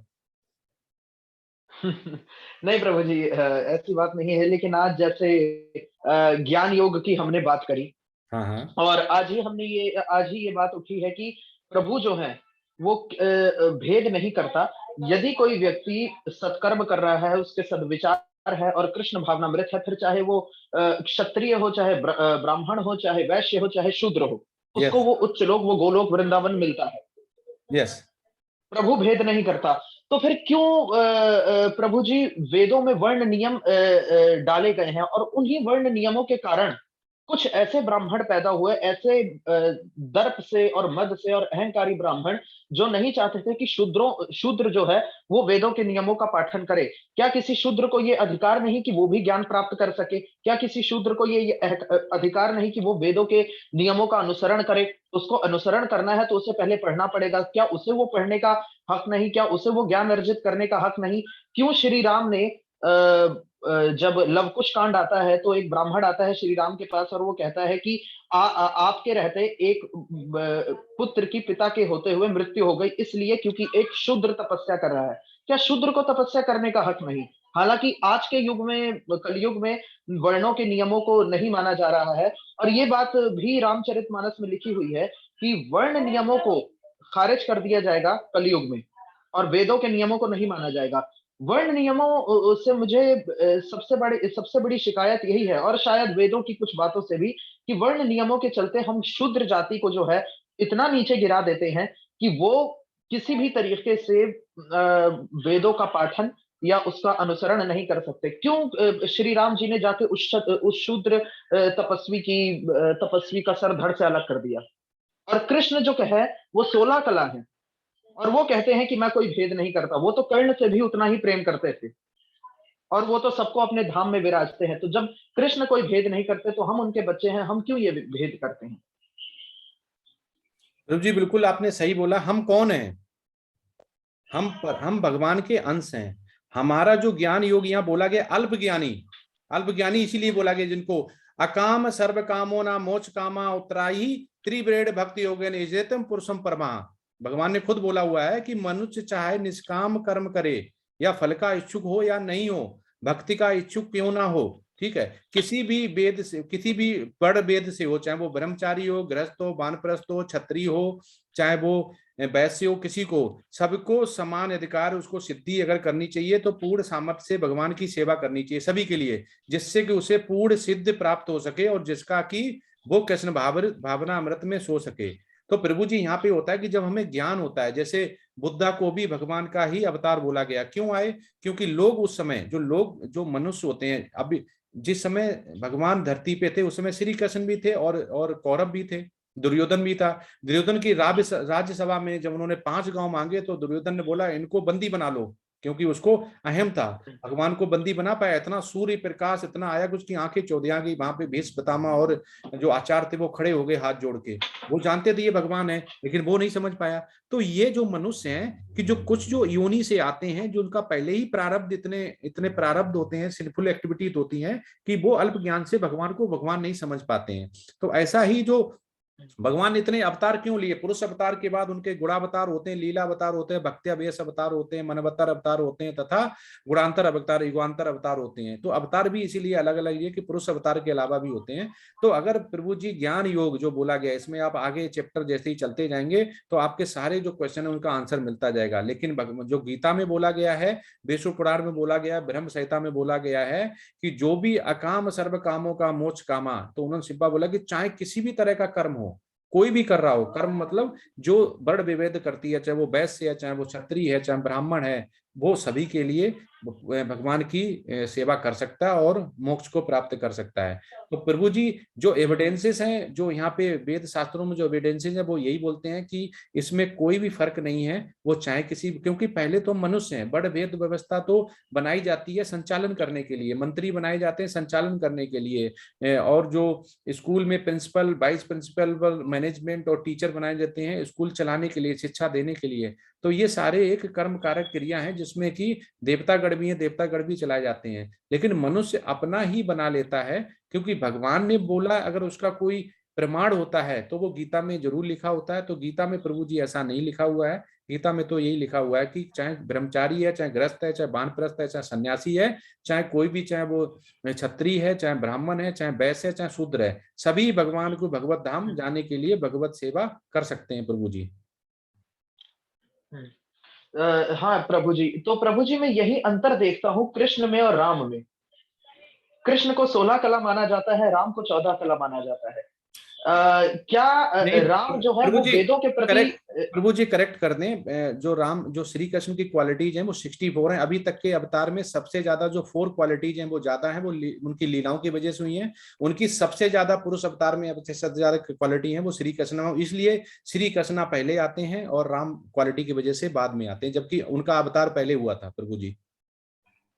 64 प्रभु जी क्वालिटीज हैं। 64 कला माने जाते हैं, हाँ। Yes. और राम से ज्यादा माना जाता है। राम से ज्यादा जी बिल्कुल। तो जी बिल्कुल बिल्कुल। और कृष्ण की भक्ति करके, और आज के युग में कृष्ण की अति आवश्यकता है, क्योंकि जो स्वतंत्रता कृष्ण प्रदान करते हैं वो शायद कोई और नहीं देता। जो शांति और जो प्रेम को उजागर करते हैं वो शायद किसी और की भक्ति में नहीं। लेकिन मैं ये जानना चाहूंगा कि उस लव कुश कांड में क्यों श्री राम ने उस शुद्र तपस्वी का सिर धड़ से अलग करा? वही तो क्या प्रभु वो जी, गलत नहीं था?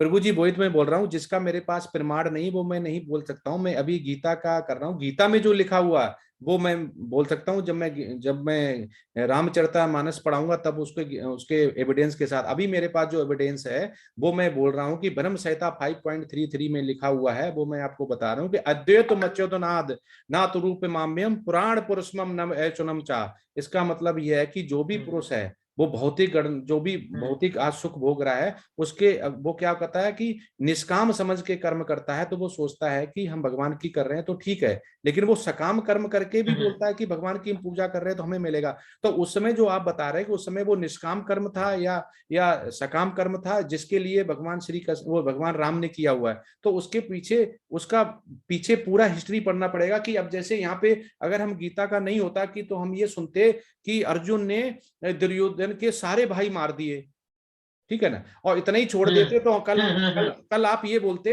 कि अरे श्री कृष्ण के होते हुए इतना इतना घोर अपराध किया अर्जुन ने, ठीक है। लेकिन अतिताई का इसीलिए अतिलिए 6 गुण जो बताए गए अतिताई के कि हमें कब मारना चाहिए, उसमें एक भी गुण कम होता है तो भगवान श्री कृष्ण उससे नहीं बोलता कि हे अर्जुन तुम उठो और युद्ध लड़ो, क्योंकि उनको, भगवान को हम ऑर्डर नहीं दे सकते हैं। भगवान हमारे दास नहीं, हम भगवान के दास हैं। भगवान अगर बोलता है कि ये गलत है तो गलत है।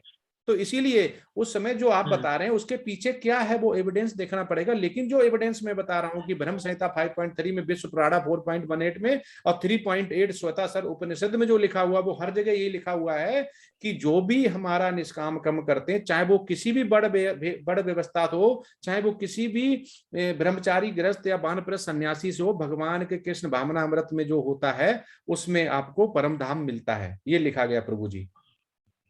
जी जी, बहुत बहुत शुक्रिया प्रभु जी। नहीं, इसी तरीके की ज्ञान की जरूरत है, क्योंकि कई ब्राह्मणों को मैंने इतना मद में रहते हुए देखा है, और आज की तारीख में भी। तो इस तरीके के ज्ञान की अति आवश्यकता है। ईश्वर परमा कृष्णा प्रभु जी, अगर आपको प्राइड आ गया ना अपनी नॉलेज पे, तो प्राइड नहीं, भगवान उसको एक्सेप्ट नहीं करता है। श्री कृष्णा ने खुद ही बोला हुआ है, इसलिए नहीं करता। तैदेव दुर्लभ दुर्लभ ना भक्तो गोविंदाम ना पुरुषतमहम तमामी। उन्होंने बोला हुआ है कि जो गोविंदा को जानता है और वो ये सोचता है कि मुझे सब कुछ पता चल गया और अपने ज्ञान योग पे घमंड करता है, तो उसका घमंड चूर चूर हो जाता है कि भगवान उसकी आस्था को, भगवान उसकी शुद्ध भक्ति को नहीं लेते हैं।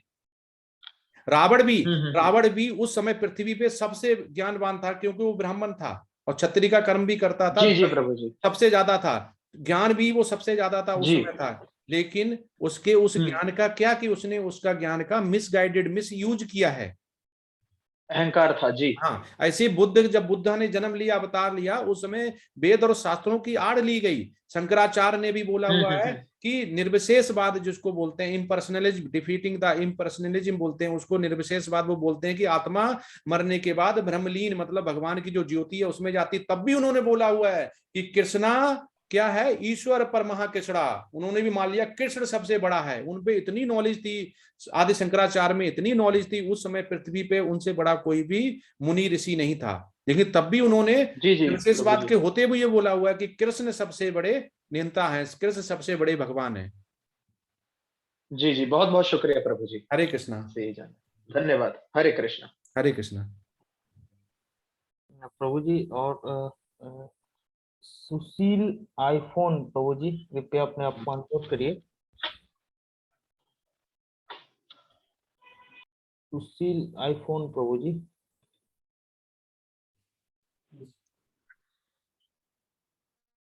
हरे कृष्णा प्रभु जी। हरे कृष्णा। अभी जो सज्जन आपसे पूछ रहे थे तो गीता के श्लोक में उन्होंने कहा, तो मैं भी एक क्लियर कर दूं। उन्होंने कहा कि कर्म अकर्म भगवान ने क्यों बना दिया है। भगवान ने ऐसा, तो आपने ही अभी थोड़ी देर पहले समझाया कि 4 कर्मों के हिसाब से वो बनाए गए वर्ण व्यवस्था। अगर आपका कर्म वेद शास्त्रों का है तो आप ब्राह्मण हुए। ऐसा नहीं है कि जातिगत पैदा होकर के ही कोई ब्राह्मण बन गया। तो आपने ही अभी बताया, फिर भी शायद उनको इस विषय में कंफ्यूजन रहा होगा। फिर वो राम की चर्चा में भी ले गए। तो राम ने शंबुक को मार दिया, वो लोगों को दिखाई दिया, लेकिन राम ने शिवरी के जूठे बेर खाए, वो किसी को दिखाई नहीं दिया।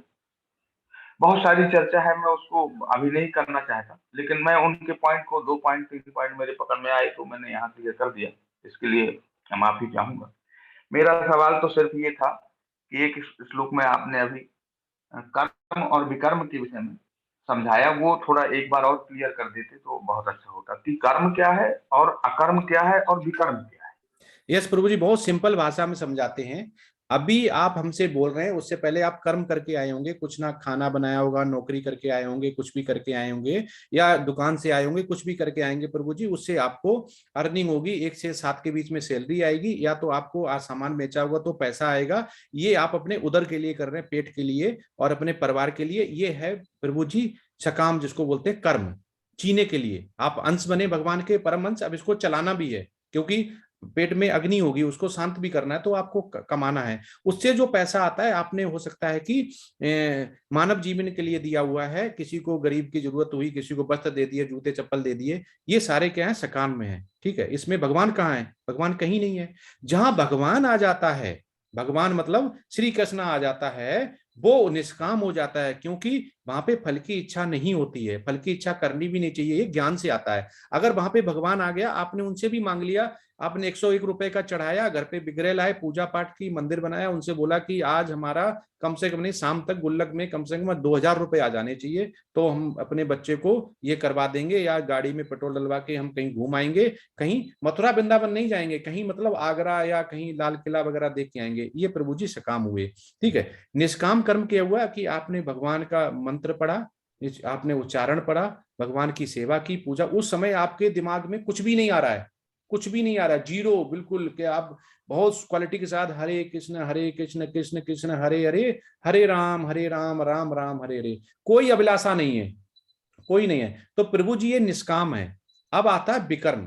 विकर्म जो 4 मैंने बोला गया है, 4 जो हमने रेगुलेटरी प्रिंसिपल बोले हैं, उसमें अगर इन्वॉल्व हो जाते हैं कि आप कमाने गए, लेकिन आप कमा के लाए किसी को मार के, किसी का छीन के, किसी को चाकू दिखा के, बंदूक दिखा के, झूठ बोल के, गलत बोल के, किसी की मृत्यु करके, जैसे जानवर काट के, जो बोला गया कि no meat eating, no intoxication, ठीक है, नो गैम्बलिंग, जुआ खेल के कमा के लाए हैं, और नो अवैध संबंध, जो 4 बोलेंगे, अगर उसमें कोई भी शामिल हो जाता है प्रभु जी, ये पाप भी श्रेणी में आते हैं, इसको बोलते हैं विकर्म। और निष्काम हो गया जिसमें फल की इच्छा नहीं, कुछ मिलेगा नहीं। आपने भगवान की सेवा की तो भगवान आपको सैलरी तो देगा ही नहीं, भगवान आपकी गुल्लक में पैसे डालेगा ही नहीं। तो ये बोलता है प्रभु जी निष्काम। सकाम कर्म वो हो गए जो कर्म होते हैं जो अपने अपने के लिए किए जाते हैं, अपनी बॉडी के लिए किए जाता है, अपने शरीर के लिए, कि हम एक्सरसाइज करेंगे, हमारी बॉडी स्ट्रांग होगी, हम ज्यादा दूध पिएंगे, पैसा कमाएंगे, हमारी बॉडी स्ट्रांग होगी, हमारी हमारी त्वचा अच्छी होगी, हमारे बाल अच्छे होंगे, हमारे ये जो अपने के लिए करते हैं, जो बॉडी है, बॉडी के लिए, इसमें आत्मा कहाँ है, इसमें भगवान कहाँ है? कहीं भी नहीं है प्रभु जी। तो इनको बोलते हैं कर्म। धन्यवाद प्रभु जी। हरे कृष्ण। हरे कृष्ण। नेक्स्ट। प्रभु जी सब तो हो गया। बाकी ये 2 बार हाथ उठाए हैं, उनका भी क्वेश्चन ले लें क्या? हाँ ले लेते हैं, उनको अगर दूसरा आ गया या पहले से उठा हुआ ये नहीं पता। नहीं, वो एक बार पूछ चुके हैं, फिर भी हैंड रेज किया हुआ है। हाँ कोई बात नहीं, ले लेते हैं। अंजना दे माता जी, अंजना दे माता।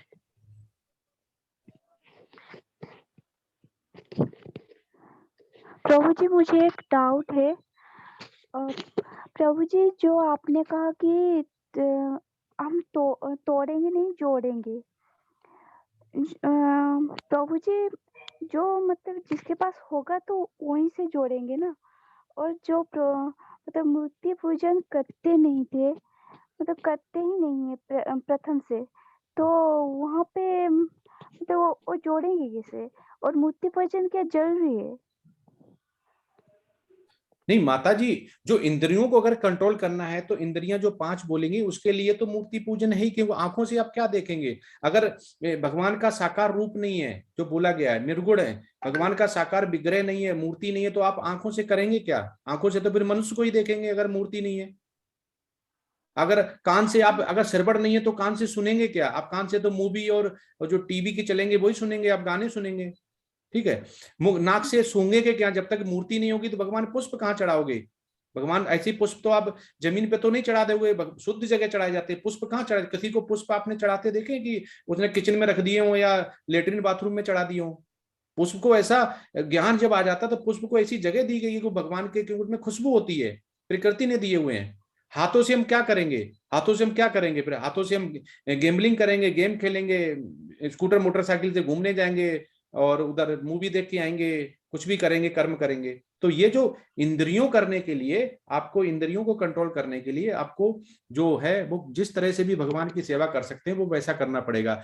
जोड़ना मैं इसलिए बोल रहा हूं कि आप जो पहले कर रहे हैं, कोई भगवान राम का कर रहा है, कोई हनुमान का कर रहा है, कोई काली देवी का कर रहा है, वो आप कर सकते हैं क्योंकि वो भी डेमी गॉड्स हैं, वो भी भगवान के नियंत्रक हैं। जी आप टीचर से भी तो प्रिंसिपल के पास नहीं जाते ना, हर बार टीचर से ही तो ज्ञान लेते हैं ना। तो जी यहाँ पे ज्ञान, लेकिन वो आप सोच लें कि हम डेमी गॉड्स की पूजा कर रहे हैं तो हमें भगवत धाम मिलेगा, वो नहीं मिलेगा। वो ही हम यहाँ पे समझा रहे हैं, भगवत धाम का रास्ता अलग है, डेमी गॉड का रास्ता अलग है, दोनों अलग अलग हैं। जी, हरे कृष्णा। धन्यवाद प्रभु जी। हरे कृष्णा।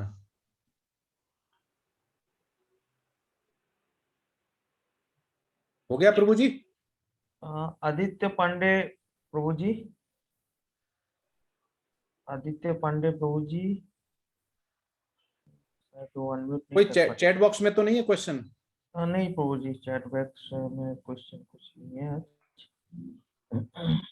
ठीक है, तो फिर चलें।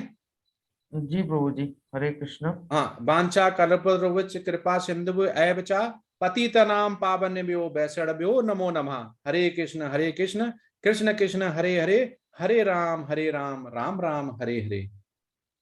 हरे कृष्ण। हरे हरे कृष्ण। हरे बोल। हरि बोल। हरि बोल।